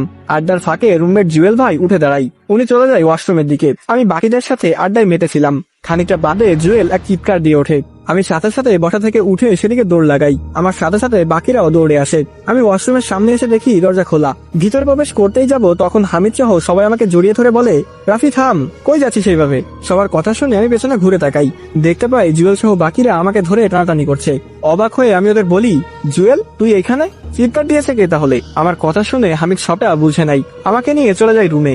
আমি আমার দৌড় দেওয়ার কারণ বলার পর হামিদ আমাকে বলে, জুয়েল তো আমাদের সাথেই ছিল, তুই নিজেই আচমকা দৌড় দিলি, আমরা তোর পিছুই নিয়েছি, কারো চিৎকার শুনে দৌড়াইনি। এতটুকু শুনে আমার কাছে স্পষ্ট হয় বারান্দায় আমার মৃত ভাইকে দেখাটাও ভুল ছিল না। শয়তানটা আমাকে ভিন্নভাবে ভয় দেখিয়েই যাচ্ছে। এর কারণ একটাই, তাকে আরেকটা জীবন দেওয়া। এতে আমারও ক্ষতি, যার জীবন দিব তারও ক্ষতি। কিন্তু তখনও বুঝিনি অজু ভাঙলেই সে আসবে। তাহাজ্জুদের কিছুক্ষণ আগে আমার সারা শরীর দিয়ে ঘাম বের হতে শুরু করে। আমি ঘুম থেকে জেগে যাই। শরীরের অবস্থা দেখে বুঝি গায়ে জ্বর আসবে। ভাবলাম হামিদকে ডাকবো, আবার মাথায় এলো ওর কাজের কথা। সকালে উঠেই তো কাজে যাবে, এখন আর ওর ঘুম ভাঙাবো না। ফোন নিয়ে সময় দেখতে যেয়ে বুঝলাম তাহাজ্জুদের সময় হয়ে গেছে। আমি বিছানা থেকে উঠে ওয়াশরুমের দিকে যাই। শরীরে অনেক বেশি জ্বর, মনে হচ্ছিল মাথা ঘুরিয়ে পড়ে যাব। তবুও বহু কষ্টে ওয়াশরুমে গিয়ে অজুটা সারাই। বিশ্বাস করেন সুমন ভাই, অজু করার নিয়াত করতেই আমার গা হালকা হতে থাকে। ধীরে ধীরে যখন আমি অজু সেরে ফেলি তখন আমার গা পুরো হালকা হয়ে যায়। কিছুক্ষণ আগের জ্বর ভাবটা আর অনুভব হচ্ছে না। তখন আমি কিছুটা আঁচ করি। অজু থাকাকালীন আসলেই কি আমি হালকা থাকি? কিছু না ভেবে তাহাজ্জুদের নামাজ পড়ি। এরপর একটু জিকির করতে করতে ফজরের আজান হয়ে যায়। তখন আমার একটু পেটে চাপ দেয়। ভাবলাম ওয়াশরুম সেরে আবার অজু করব। যে ভাবা সেই কাজ। আমি ওয়াশরুম সেরে যখন নাপাক হই তখন ওয়াশরুমের দরজায় কেউ সজোরে লাথি দেয়। লাথি দিয়েছে এই জন্য বললাম কারণ দরজাটা পুরো কেঁপে উঠেছে। আমি ভয় পেয়ে দরজার দিকেই তাকিয়ে থাকি। কিছু সময় বাদে আবারও দরজায় লাথি দেওয়ার শব্দ। আমি ওয়াশরুমের ভিতরে ভয়ে কাঠ হয়ে যাই। এদিকে দরজা যেন ভেঙেই ফেলবে অবস্থা। তাড়াতাড়ি ওয়াশ করে অজু করার জন্য আমি তাড়াহুড়া করছিলাম। সেই মুহূর্তে ওয়াশরুমে থাকা বালতিটা নিজে থেকে কাছে পড়ে যায়। আমি সেসবের তোয়াক্কা না করে দ্রুত অজু সেরে ফেলি। এরপর আবার সব শান্ত। কি ভাবছেন এতেই শেষ? মানে শুধু আজকেই এমন হয়েছে? না না, আমার সাথে প্রতিদিনই এমন অতিপ্রাকৃতিক ঘটনা ঘটে। তবে অজু করে পবিত্র থাকলে এমন হয় না, আবার নাপাক থাকলে এমন হয়। এটি আমি সেই দিন রাতেই উপলব্ধি করেছিলাম। এরপর থেকে আমি যথেষ্ট পবিত্র থাকার চেষ্টা করি। তো প্রিয় ভালোবাসার মানুষেরা, আপনারা কিছু করুন বা না করুন, অন্তত সবসময় পবিত্র থাকার চেষ্টা করবেন। হামিদ আমাকে কিছুদিন পর জানাই এই সবটা আমার ফ্যামিলিকে বলা উচিত। এখন যদি আমার ফ্যামিলি জানে আমার জন্যই আমার ছোট ভাইয়ের মৃত্যু হয়েছে তবে রিয়াক্ট করবে ভিন্ন। তাই কিছুটা সাজিয়ে বলার চিন্তা করলাম। অর্থাৎ কেউ আমাকে কালো জাদু করেছে, যার ফলে আমার অবস্থা এতটা খারাপ হয়েছে। এসব চলাকালীন অন্য রুমের আরিফ ভাই আসে। তিনি এসে জানাই কিছু সমস্যার কারণে তার বোনের বিয়ে পিছানো হয়েছিল, আর 2 দিন পর তার গায়ে হলুদ। 3 দিনের দিন বিয়ে। আরিফ ভাই চাই আমরা সবাই ওনার বোনের বিয়েতে যাই। হামিদ ভাই পুরোটা শুনে জানাই আমারও শরীর খারাপ। এদিকে রাফিটা তো দেখলাই, বাদ দাও আমাদের, তোমরা সবাই যাও, আমরা না হয় পরে এক সময় যাব। হামিদের কথা শুনে আরিফ ভাই বেশ নারাজ হয়। অন্যদিকে আমাদের না যাওয়ার কথা শুনে অন্যরা মত ফিরিয়ে নিচ্ছে। সবটা দেখে হামিদ রাজি হয় যাবার জন্য। আমাকেও একা ছাড়বে না, তাই আমিও তাদের সাথে যাব বলে দিয়েছি। এরই মধ্যে আবার হামিদ ভিন্ন প্ল্যান করে। আরিফ ভাইয়ের বোনের বিয়ে শেষে সোজা আমরা গ্রামের বাড়ি যাব আমার ফ্যামিলির সাথে এই বিষয়ে আলাপ করার জন্য। আমি হামিদের উপর ভরসা করে কোনো মতামত জানাইনি। সেদিন রাতেই আমরা সবাই আরিফ ভাইদের বাড়িতে রওনা করি। ওনার বাড়ি খুলনার কোন একটি গ্রামে, নাম প্রকাশে অনিচ্ছুক। আমরা গিয়েছিলাম গায়ে হলুদের আগের দিন। আরিফ ভাইদের বাড়ি বেশ বড়সড়, দেখে বোঝা যাচ্ছে টাকা পয়সার অভাব নেই। পরিবার এত রিচ, অথচ ঢাকায় তিনি এত কষ্ট করে চলে। ব্যাপারটা শুরুতে রহস্য মনে হলেও পরে ক্লিয়ার হই। আরিফ ভাই তার বাবার সাথে গত 4 বছর কথা বলে না। বাবা টাকা দিয়ে চলবে না বলেই ঢাকায় চলে যায়। নিজের ইনকামে চলে। আমাদের যে 20,000 টাকা দিয়েছিল ওইটা হামিদ ফেরত দিয়েছে। সেই টাকা সহ আরো কিছু টাকা যোগ করে তিনি গ্রামের বাড়ি এসেছেন। আমাদের একটা থাকার স্থান দেয়। বিয়েতে ওনার অনেক ব্যস্ততা। প্রথম দিন আশেপাশে হইচই ছিল, আমারও তেমন কোনো ক্ষতি হয়নি। কিন্তু গায়ে হলুদে সমস্যা হয় আমার। ডিজে বক্স চলছিল, আমি চেয়ারে বসা ছিলাম। আচমকা আমার খারাপ লাগা কাজ করতে থাকে। আমার প্রচন্ড মাথা ঘোরাচ্ছিল, পড়ে যাবো ভাব। তখনই আমি বমি করতে শুরু করি। আমার প্রচুর রক্তাক্ত বমি হয়। আমার জন্য ওনাদের অনুষ্ঠানের মজাটাও মাটি হয়ে যায়। আমার ওই অবস্থার পর আরিফ ভাইয়ের বাবা এসে সাউন্ড বক্স অফ করে দেয়। উনি সেই শব্দকেই দিচ্ছিলেন, কিন্তু ওনারা কি জানতো আমি অন্য কারণে অসুস্থ হয়েছি। গায়ে হলুদের রাতটা আমার ওইভাবেই কাটে। বমির পর আমাকে খাটে এনে শোয়াই। আমি ঘুমিয়ে গিয়েছিলাম। পরের দিন সকালবেলা ঘটে আর এক ঘটনা।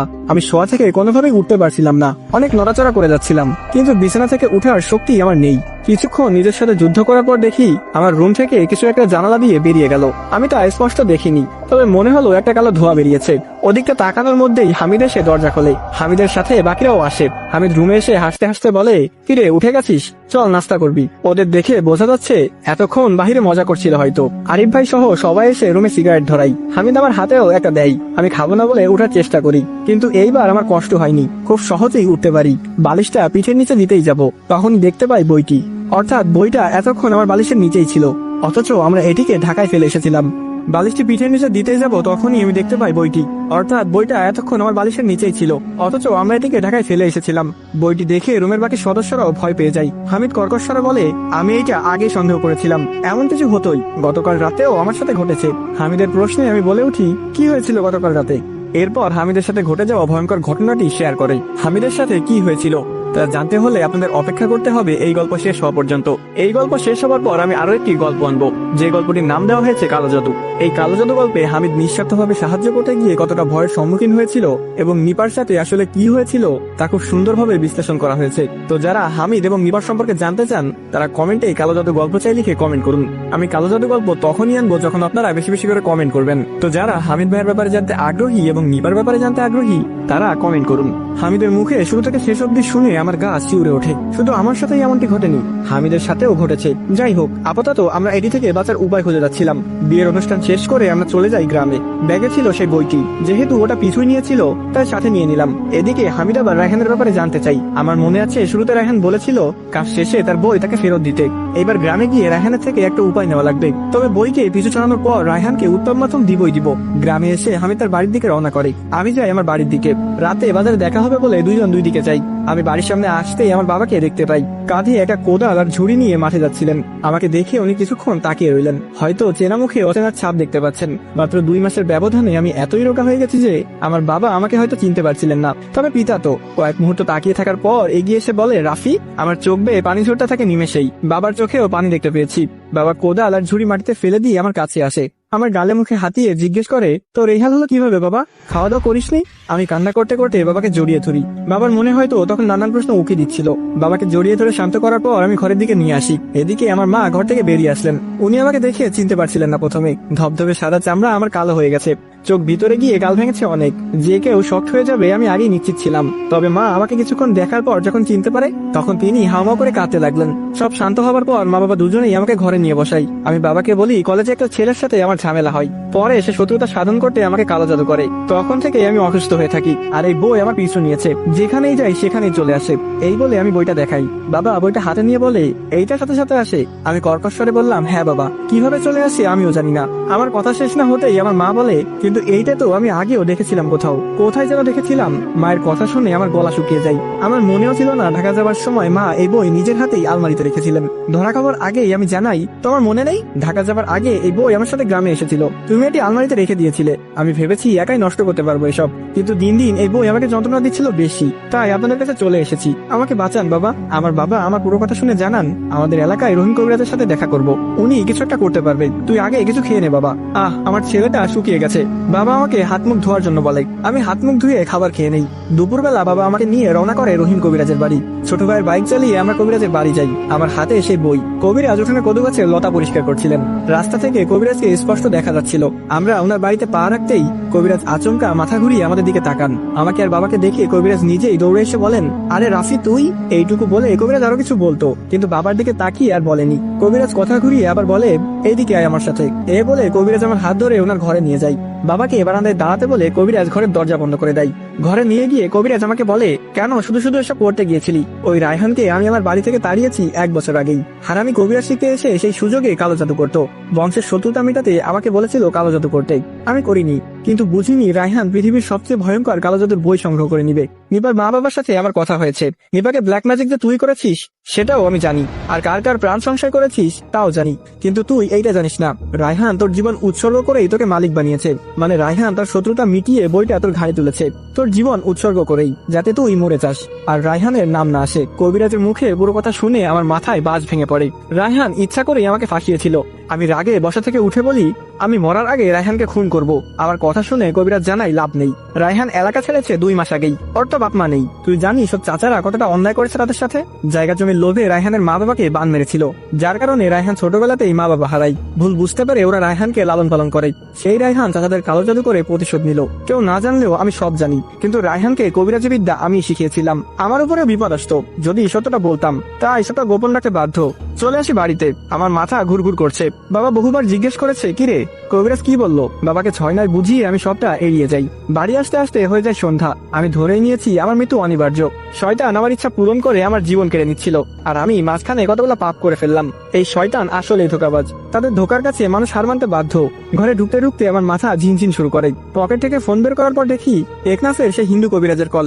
রিসিভ করার আগেই মাথা ঝিনঝিন করায় আমি জ্ঞান হারাই। চোখ মেলে দেখি আমি হাসপাতালে। বাবা মা হামিদ আর নিপা আমার পাশে দাঁড়িয়ে। নিপাকে অনেকদিন পর দেখে আমার ভিতরটা মোচড় দিয়ে ওঠে। নিপাকে আমি বলি, তোমাকে না বলেছিলাম সুস্থ না হওয়ার আগে এসো না? আমার কথায় হামিদ বলে, নিপাকে আমিই কল করেছি। আমি আর কিছু বলিনি। নিপার চেহারায় তাকিয়েছিলাম শুধু। সে আমার চেয়ে 4 গুণ বেশি অসুস্থ। এইভাবে 2 দিন কাটে। নিপার মা বাবাও আমার কাছে এসে ক্ষমা চাই। কেন চাই সেটি তখনও আমি বুঝিনি। হয়তো মেয়েকে আমার থেকে আলাদা করেছে সেই জন্য। নিপা আমার বেশ যত্নআতি করেছে। হামিদও সঙ্গ দিয়েছে। 2 দিন পর বাসায় এসে টেকনাফের সেই কবিরাজকে কল করেছি। আমি যেদিন জ্ঞান হারিয়েছিলাম সেদিন তিনি কলে যা যা বলেছে তা ওনার ভাষায় বলছি। নমস্কার রাফি দাদা, আপনার সাথে জরুরি কথা ছিল। আমি বললাম, হ্যাঁ দাদা বলুন। আমি ব্যর্থ হবার পর অনেক চেষ্টা করেছি এটি নিয়ে। আমার গুরু মহেশ দাদা এই সমস্যার সমাধান বের করেছে। ওই শয়তানকে অর্থাৎ ওই বদ জিনকে বন্দী করা অসম্ভব। যা করতে হবে তা ওই বইকে করা লাগবে। বইটা নষ্ট করতে পারলেই আপনার সমস্যার সমাধান হয়ে যাবে। আমি বললাম, এখন করণীয় কি দাদা?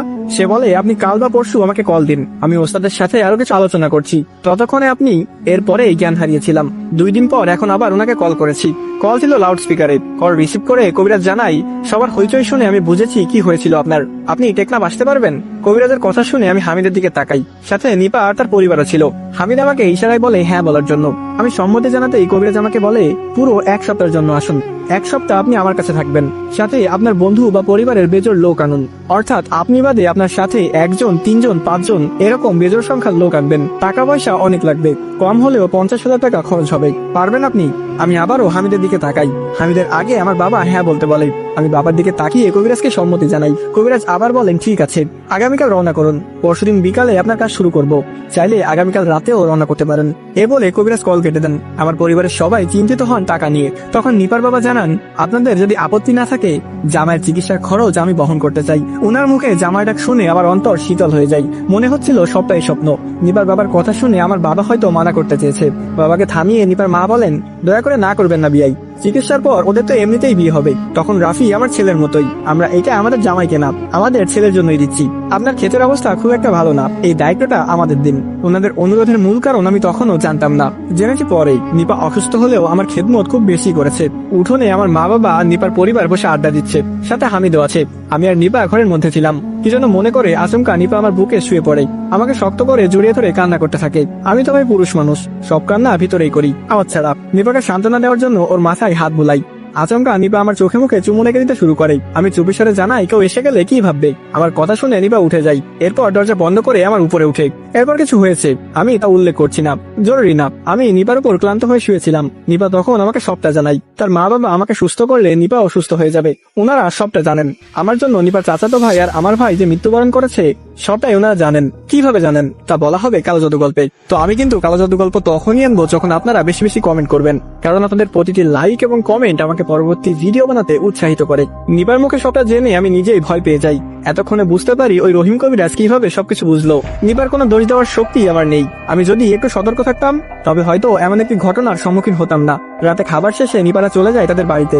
যদিও নিপা অনুরোধ করেছিল থাকার জন্য, নিপার মা বাবাও রাজি ছিলেন। আমি জোর করে পাঠিয়েছি। আমাদের মধ্যে সব ঠিক থাকলেও সমাজের লোক এটিকে ভালো নজরে দেখবে না। সকালে আসতে বলেছি নিপাকে। টেকনাফে যাবো আমরা 4 জন। যেহেতু আমি বাদে বেজোর লোক লাগবে, তাই হামিদ, বাবা আর নিপা যাবার সিদ্ধান্ত নেই। আমার বাবা আমার সাথে ঘুমিয়েছে। হামিদ তার বাড়িতে চলে গেছে। সকালে আসবে ওরা। আমি গড়াগড়ি করছিলাম অনেক। আমার ঘুম কিছুতেই আসছিল না। অনেক চেষ্টার পর চোখে হালকা ঘুম ধরে। চোখটা লেগেই আসবে তখনই আমি কারো ডাকে সজাগ হই।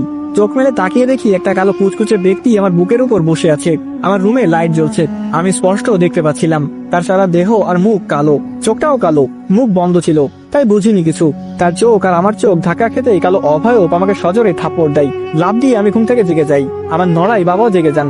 বাবা আমার দিকে তাকিয়ে কিছু বলবে তার আগেই আমি জানাই বাজে স্বপ্ন ছিল, ভয় পেয়ে গিয়েছিলাম। আমার কথা শুনেও বাবার চোখ বড় বড় ছিল। উনি আমার গালে তাকিয়ে আছে। আমি ডান হাত তুলে গাল ধরতেই ভেজা ভেজা অনুভব করি। আমার হাতের স্পর্শে গালটা অনেক জ্বালা পোড়া করছিল। হাতটা নামিয়ে হাতের দিকে তাকিয়ে দেখি আমার হাতে রক্ত লেগে আছে। বালিশের কিনারা থেকে ফোন নিয়ে ক্যামেরায় নিজের গাল দেখি। 3টা নখের আঁচড় আমার গালে স্পষ্ট, অর্থাৎ স্বপ্নে দেখা সবটা বাস্তবে হয়েছে। বাবা বিছানা থেকে উঠে পানি আনতে যাই। বাবার ডাকে মাও জেগে যাই। আমাকে পানি খাইয়ে গালে ওয়ান টাইম ব্যান্ডেজ লাগিয়ে দেয় বাবা। আর ঘুম হয়নি। তাহাজ্জুদ পড়ার পর বাবা সহ মসজিদে যাই। ফজরের নামাজ শেষ করে বাড়ি ফিরে আসি। এসে দেখি হামিদ আর নিপা অলরেডি এসে গেছে। নিপার গালেও নখের চিহ্ন। নিপা আমার গালে ব্যান্ডেজ দেখে বলে, আপনিও কালো এটা দেখেছিলেন? বুঝে যায় নিপার সাথেও একই ঘটনা ঘটেছে। সকালে নাস্তা শেষ করে নিপার বাবার জন্য অপেক্ষা করি। নিপার বাবা 8টার পর আসে। আমার বাবার হাতে 50,000 টাকা তুলে দেয়। টাকা নেওয়ার পর তিনি জানান, আরো লাগলে আমাকে জানাবেন, ইনশাল্লাহ এইবার সব ঠিক হয়ে যাবে। সবাইকে বিদায় দিয়ে আমি, বাবা, নিপা আর হামিদ রওনা করি টেকনাফের উদ্দেশ্যে।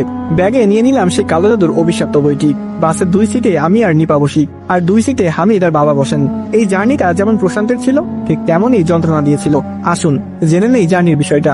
সবসময়ের মতো হামিদ আমার পাশে বসতো। এতদিন পর নিপাকে কাছে পেয়েছি। হামিদ দুষ্টু ইশারায় আমাদের এক সিটে বসাই। সে বসে পড়ে বাবার সাথে। গ্রাম থেকে বাস আগে ঢাকায় যাবে।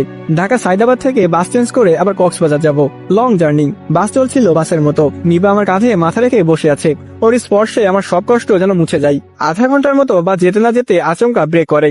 যাত্রীরা সবাই লাফিয়ে ওঠে। ড্রাইভার জানায় গাড়িতে কোনো সমস্যা হয়েছে। সবাই অপেক্ষা করি।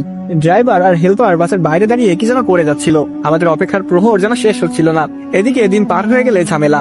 ঢাকায় যেতে যেতেই দুপুর হবে। কক্সবাজার না হলে রাত 1টা-2টায় নামতে হবে। এরপর আবার টেকনাফ। বিরাট ঝামেলার বিষয়। অনেকক্ষণ বাদে ড্রাইভার আবার গাড়ি স্টার্ট দেয়। আমাদের যাত্রা চলে ঢাকার দিকে। দুপুর 2টায় সায়দাবাদ নেমে বাসের টিকিট কেটে নিয়েছি। যাবে সোজা কক্সবাজার। বাস এসেছে 2টা 40 মিনিটে। অতএব দেরি। ঢাকা থেকে কক্সবাজারগামী হওয়া পথটা ছিল হতাশাজনক। চট্টগ্রাম যাবার আগে আমাদের বাস অ্যাক্সিডেন্ট করে। তেমন একটা ক্ষয়ক্ষতি হয়নি, তবে বাসের সামনে থাকা গ্লাস অনেকটা ফেটে গেছে। চট্টগ্রাম মূল টাউনে আবার হয় আরেক বিপত্তি। বদ্দার হাটে আমাদের বাস একটা রিক্সা চালককে অ্যাক্সিডেন্ট করে। রিক্সা চালক অনেকটা আহত হয়েছে। প্যাসেঞ্জার সবাই ড্রাইভারকে গালাগালি করে। ড্রাইভার রিক্সাওয়ালার সাথে মিটমাট করে আবার টান দেয় গাড়ি। এরই মধ্যে হয়ে যায় সন্ধ্যা। চট্টগ্রাম নতুন ব্রিজ পেরিয়ে যখন কক্সবাজারের রাস্তায় গাড়ি চলছে, তখন ড্রাইভার বিভিন্ন ভুল করতে থাকে। আচমকা বাস ডানে ঘুরাই, আবার বামে ঘুরাই, যেন তিনি মশকরা করে যাচ্ছে। যাত্রীরা চিল্লাচিল্লি করে। তাও ড্রাইভার ওসব আচরণ করতে থাকে। পরে একজন লোক সিট থেকে উঠে ড্রাইভারের কাছে যায়। চিল্লাপাল্লা করতে ড্রাইভার গাড়ি থামায়। তখন সেই যাত্রী চিৎকার দিয়ে বলে, নেশা করে গাড়ি চালাস? তোর চোখ তো রক্তের মতো লাল, নামাই দে আমাদের। লোকটার কথা শুনে অনেক যাত্রীরাও রেগে যায়। সবাই ড্রাইভারের সাথে এক প্রকার তর্কে জড়িয়ে পড়ে। একটা সময় সব যাত্রী বাস থেকে নেমে যায়। আমরাও নেমে যাই হাইওয়ে রোডে। এখানে এত যাত্রীরা একটা বাসও পাবে না। ড্রাইভার আর হেল্পার অফিসে কথাবার্তা বলার পর চট্টগ্রাম থেকে তারা অন্য একটি ড্রাইভার পাঠায়। আমাদের যাত্রা আবার শুরু হয়। চৌকিয়া পার হয়ে যখন নিরিবিলি হাইওয়েতে আসি, তখন আচমকা বাস বন্ধ হয়ে গেছে। ড্রাইভার সবাইকে বসতে বলে বাইরে যায়। আবারও কোনো সমস্যা হয়েছে হয়তো। দেখতে দেখতে কেটে যায় প্রায় 1 ঘন্টা। এদিকে রাতও গভীর। সময় রাত 2টা। রাস্তার 2 পাশে পাহাড় আর বড় বড় গাছ। ডাকাতেরও ভয় থেকে যায়। এখন কোনো ডাকাতে হামলা করলে সব যাত্রী শেষ। একটার সময় যাত্রীরা গাড়ি থেকে নেমে ড্রাইভারের উপর চিল্লাপাল্লা শুরু করে। ড্রাইভার জানায় গাড়ির ইঞ্জিনে কিছু সমস্যা হয়েছে, ঠিক হয়ে যাবে। এ শুনে কেউ দাঁড়িয়ে সিগারেট খাচ্ছে, কেউ এদিক সেদিক খাচ্ছে। আটকে যায় আমরা মাঝ রাস্তায়। কিন্তু জানালা দিয়ে আমি দেখতে পাই ভিন্ন কিছু। বাহিরে জঙ্গলের পাশে যে গাছ, গাছের একটা সাইডে কালো একটা অভয়ব দাঁড়িয়ে আছে। আমি নিপাকে ডেকে সেটি দেখাতে যাব। তখনই সেই স্থান পুরো খালি হয়ে যায়, অর্থাৎ কেউ নেই। এসব নিয়ে যখন আমরা আলোচনা করছিলাম, তখন হামিদ এসে বলে, আয় নিচে যাই, সিগারেট খেয়ে আসি একটা। আমি নিপাকে বসতে বলে হামিদকে বললাম, চল তাহলে। নিপা আমার দিকে অবাক দৃষ্টিতে তাকিয়েছিল। আমি হামিদের সাথে বাইরে গিয়ে সিগারেট ধরাবো, তখন হামিদ বলে, তোর বাবা দেখবে, পেছনে আই। আমি ওর সাথে সাথে পেছনে যাই। হামিদ হাইওয়ে রোড বেয়ে সোজা হাঁটা ধরে। বাসের পিছনেই তো দাঁড়াতে পারে, এত দূর যাবার কি কারণ? আমি ডাক দিয়ে বলি, ওইদিকে কই যাস? আমার ডাকে হামিদ ছাড়া দেয়নি, সোজা হেঁটে চলে যাচ্ছিল। আমি ওর পিছু নিয়ে আটকাতে যাব, তখনই আমার কাঁধে কেউ হাত দেয়। আমি পেছন ফিরে তাকানোর পর আমার মাথায় বাস ভেঙে পড়ার অবস্থা। হামিদ, আমার বাবা আর নিপা দাঁড়িয়ে আছে। আমি কিছু বলার আগেই নিপা বলে, কাকে যেন নিচে যেতে বলে আপনিও নেমে এলেন বাস থেকে। আমি আপনাকে ডাকি, কিন্তু আপনি সাড়া দেননি। নিজে নিজে কথা বলে নিচে নেমে এলেন। আমি হামিদ ভাই আর বাবাকে সব জানাই, আর এসে দেখি আপনি ওদিকে চলে যাচ্ছেন। বুঝতে বাকি নাই সে কে ছিল। আমার বুকে আবার ওঠে ব্যথা। আমি বুক চেপে ধরতেই মুখ দিয়ে আমার রক্ত বের হতে থাকে। বুকে হাত দিয়ে আমি রাস্তায় বসে পড়ি। আমার আশেপাশে যাত্রীরা ভিড় জমাই, সবার চোখেই আতঙ্কের চাহনি। আমার রক্ত বমি থামছিলই না। নিপা কান্না করে দেয় প্রায়। একটা সময় আমি জ্ঞান হারাই। চোখ খোলার পর আমি নিজেকে আবিষ্কার করি বাসে। বাস চলতেছে, আমি জ্ঞান হারিয়ে পড়েছিলাম। তাই সবাই আমাকে তুলে বাসে এনেছে। এত রাতে এই জঙ্গলে হাসপাতালও নেই। প্রাথমিক চিকিৎসারত ছিলাম আমি। কক্সবাজার গিয়ে আমরা টেকনাফের উদ্দেশ্যে রওনা করি। আগেরবার গিয়েছিলাম, তাই পথ অপরিচিত নয়। কবিরাজের বাড়ি যেতেই কবিরাজের গিন্নি আমাদের আপ্যায়ন করে। কবিরাজ কিছু সময় পর এসে আমাকে বলে, বইটা দিন। হামিদ ব্যাগ থেকে বইটা বের করে। কবিরাজ বইটা নিয়ে উঠানে চলে যান। আমরা অনেকটা অবাক হই। উনি এবার গোমরা মুখে ছিলেন। নিজে থেকে এসে বইটা নিয়ে চলে গেলেন। নাস্তা শেষ করে আমরা বসেছিলাম কিছুক্ষণ। খানিক সময় বাদে কবিরাজ আবার আসেন। এসে আমাদের বলেন, সবাই বাইরে আসুন। কবিরাজের কথায় আমরা তাড়াহুড়া করে বাইরে এলাম। অনেকটা জলদি ছিল আমাদের। উঠানে এসে দেখি একটা মটকার ভিতরে পানি ভরছে ড্রাইভার। মটকা অর্থাৎ মাটির বড় একটি পাত্র। এই ড্রাইভার উনি যে আমাদের গতবার এনেছিল। পাত্রে পানি ঢেলে কবিরাজ কিছু সিঁদুর জাতীয় রং ঢালেন সেখানে। যদিও সেটির রং লাল ছিল, কিন্তু পাত্রে পড়ে যেতেই সেটি হলুদ হয়ে যায়। পাত্রের পুরো পানি হলুদ হয়ে যায়। কবিরাজ লাল কিছু সুতা নিয়ে পাত্রে ঢেলে দেন। সঙ্গে সঙ্গে পাত্রে থাকা পানিতে গরম পানির মতো বুদবুদ উঠতে শুরু করে দেয়। কবিরাজ আমাকে ডেকে বললেন, রাফি দাদা এদিকে আসুন। আমি এগিয়ে যাই। এগিয়ে এসে বুঝলাম কালো জাদুর বইটি পাত্রের ভিতরে ছিল এতক্ষণ। কবিরাজ আমাকে আবার বললেন, পাত্রে থাকা লাল সুতা এখন আমি ধরলে আমার হাত পুড়ে চলে যাবে। আপনি এই পাত্রে হাত দিন, সুতাগুলা পানির উপরে তুলবেন না, পানির নিচে রেখে বইটার চারপাশে ভালোভাবে বেঁধে দিন। কবিরাজের কথায় আমি সেটি করি। পাত্রে হাত দিয়ে সুতাগুলা বইয়ে বেঁধে দিয়েছি। কবিরাজ এরপর আমাকে বললেন, আপনার উপর হওয়া কুফুরি এবার বন্ধ করার সময় এসেছে। সন্ধ্যায় আমার সাথে যেতে হবে আপনার। কবিরাজের কথায় আমি সম্মতি জানাই। সন্ধ্যা ঘনিয়ে এলে কবিরাজ শুধু আমাকে নিয়ে বের হন। বাড়িতে রেখে গেলেন নিপা, হামিদ আর বাবাকে। বেজোড় সংখ্যার মেহমান যদি বাড়িতে থাকে তবে বইটা নিজের কোনো শক্তি প্রয়োগ করতে ব্যর্থ হবে, আর এটি ততক্ষণই কার্যকরী হবে যতক্ষণ না কবিরাজ বাড়ি ফিরে যাবে। কবিরাজ আমাকে নিয়ে একটা কবরস্থানে যান। পাহাড়ের কিনারায় একটা কবরস্থান। সন্ধ্যার সময় আমি আর কবিরাজ একাই বের হয়েছিলাম, কিন্তু কবরস্থানে গিয়ে দেখি ড্রাইভার আগে থেকে সেখানে গিয়ে দেখতে পাই একটা কবর অর্ধেক খুঁড়েছে ড্রাইভার। আমাদের আসার পর ড্রাইভার বাকি অর্ধেক কবর খুঁড়েছে। আমার কাছে এই বিষয়টা অস্বাচ্ছন্দ্য বোধ মনে হচ্ছিল। আমার মনে পড়ে ঢাকার হুজুরের কথা। তিনি বলেছিলেন কুফুরি কাটাতে কুফুরির সাহায্য প্রয়োজন হয়, এতে রোগীর উপর কোনো প্রভাব পড়বে না। অর্থাৎ আমি শুধুমাত্র রোগী, আমার পাপ নেই, যা পাপ সবটাই উনাদের। কবর খোঁড়ার শেষে কবিরাজ ভিতরে থাকা লাশের কাছে যান। যতটুকু খেয়াল করেছি, লাশের দেহ থেকে তিনি শুধুমাত্র কাফনের কাপড়টাই নিলেন, অন্য কিছু নেননি। কবর থেকে উঠে এসে কবিরাজ আমার কাছে আসেন। কাফনের সাদা কাপড়টি ব্যাগে ভরে ড্রাইভারকে বলেন, আলাদা আগুন ধরাও। ড্রাইভার কবরের বাইরে গিয়ে একটা ফাঁকা স্থানে আগুন ধরাই। কবিরাজ আমাকে সেখানে নিয়ে যান। আমাকে আগুনের সামনে বসিয়ে তিনি চোখ বন্ধ করতে বললেন। আমি চোখ বন্ধ করে বসি। উপলব্ধি করছিলাম কবিরাজ আমাকে কাফনের কাপড় দিয়ে পেঁচিয়ে নিচ্ছে। ভয়ে আমার আত্মা শুকিয়ে যাওয়ার অবস্থা। আমাকে নড়াচড়া করতে মানা করলেন। আমি সোজা হয়ে বসেছিলাম। আমার চারপাশে ঘুরে ঘুরে তিনি আমার গায়ে কাফনের কাপড় পেঁচিয়ে নিলেন। এরপর আমাকে চোখ খুলতে বললেন। বিশ্বাস করেন বা না করেন, আমি তখন যা দেখি তা আমার চোখকে বিশ্বাস করাতে পারছিলাম না। আমার কোলের উপরে অনেকগুলো কালো সাপ। ভয়ে আমার শরীর থরথর করে কাঁপছিল। কবিরাজ আমাকে আবার বললেন, তুমি এখন অনেক কিছুই দেখতে পাবে, ভয় পেও না। ওরা তোমাকে শুধুই ভয় দেখাবে, কিন্তু ক্ষতি করতে পারবে না। ভয়ের জন্য যদি কোনো ভুল করো তবে এখানে তুমি একা নয়, আমরা তিনজনই মৃত্যুর ঝুঁকিতে থাকবো। কবিরাজের কথা শুনে আমি শক্ত হয়ে বসি, যদিও মনে ভয় ছিল। এদিকে সাপ আমার বুক বেয়ে গলায় পেঁচিয়ে যাচ্ছে। ভয়ে আমার রুহুটা বের হয়ে যাবার বাকি। কবিরাজ কিছু মন্ত্র উচ্চারণ করে যাচ্ছে। কিছুক্ষণ পর তিনি আবার বললেন, চোখ বন্ধ করবা না, চোখ খোলাই রাখো, শয়তান যা ইচ্ছা করুক, আর কিছু সময়ের অপেক্ষা শুধু। কথাটা শেষ করে কবিরাজ আবার মন্ত্র পড়ায় মন দেয়। আমি তাকিয়েছিলাম কবিরাজের দিকে। দেখতে পাই কবিরাজের পিছনে একটা দানব দাঁড়িয়ে আছে। যেমন মোটা তেমন বিশাল দেহ তার, কালো কুচকুচে শরীর, চোখটা সাদা আলোর মতো জ্বলছে। আমি এটি সহ্য করার ক্ষমতা হারাতে যাচ্ছিলাম।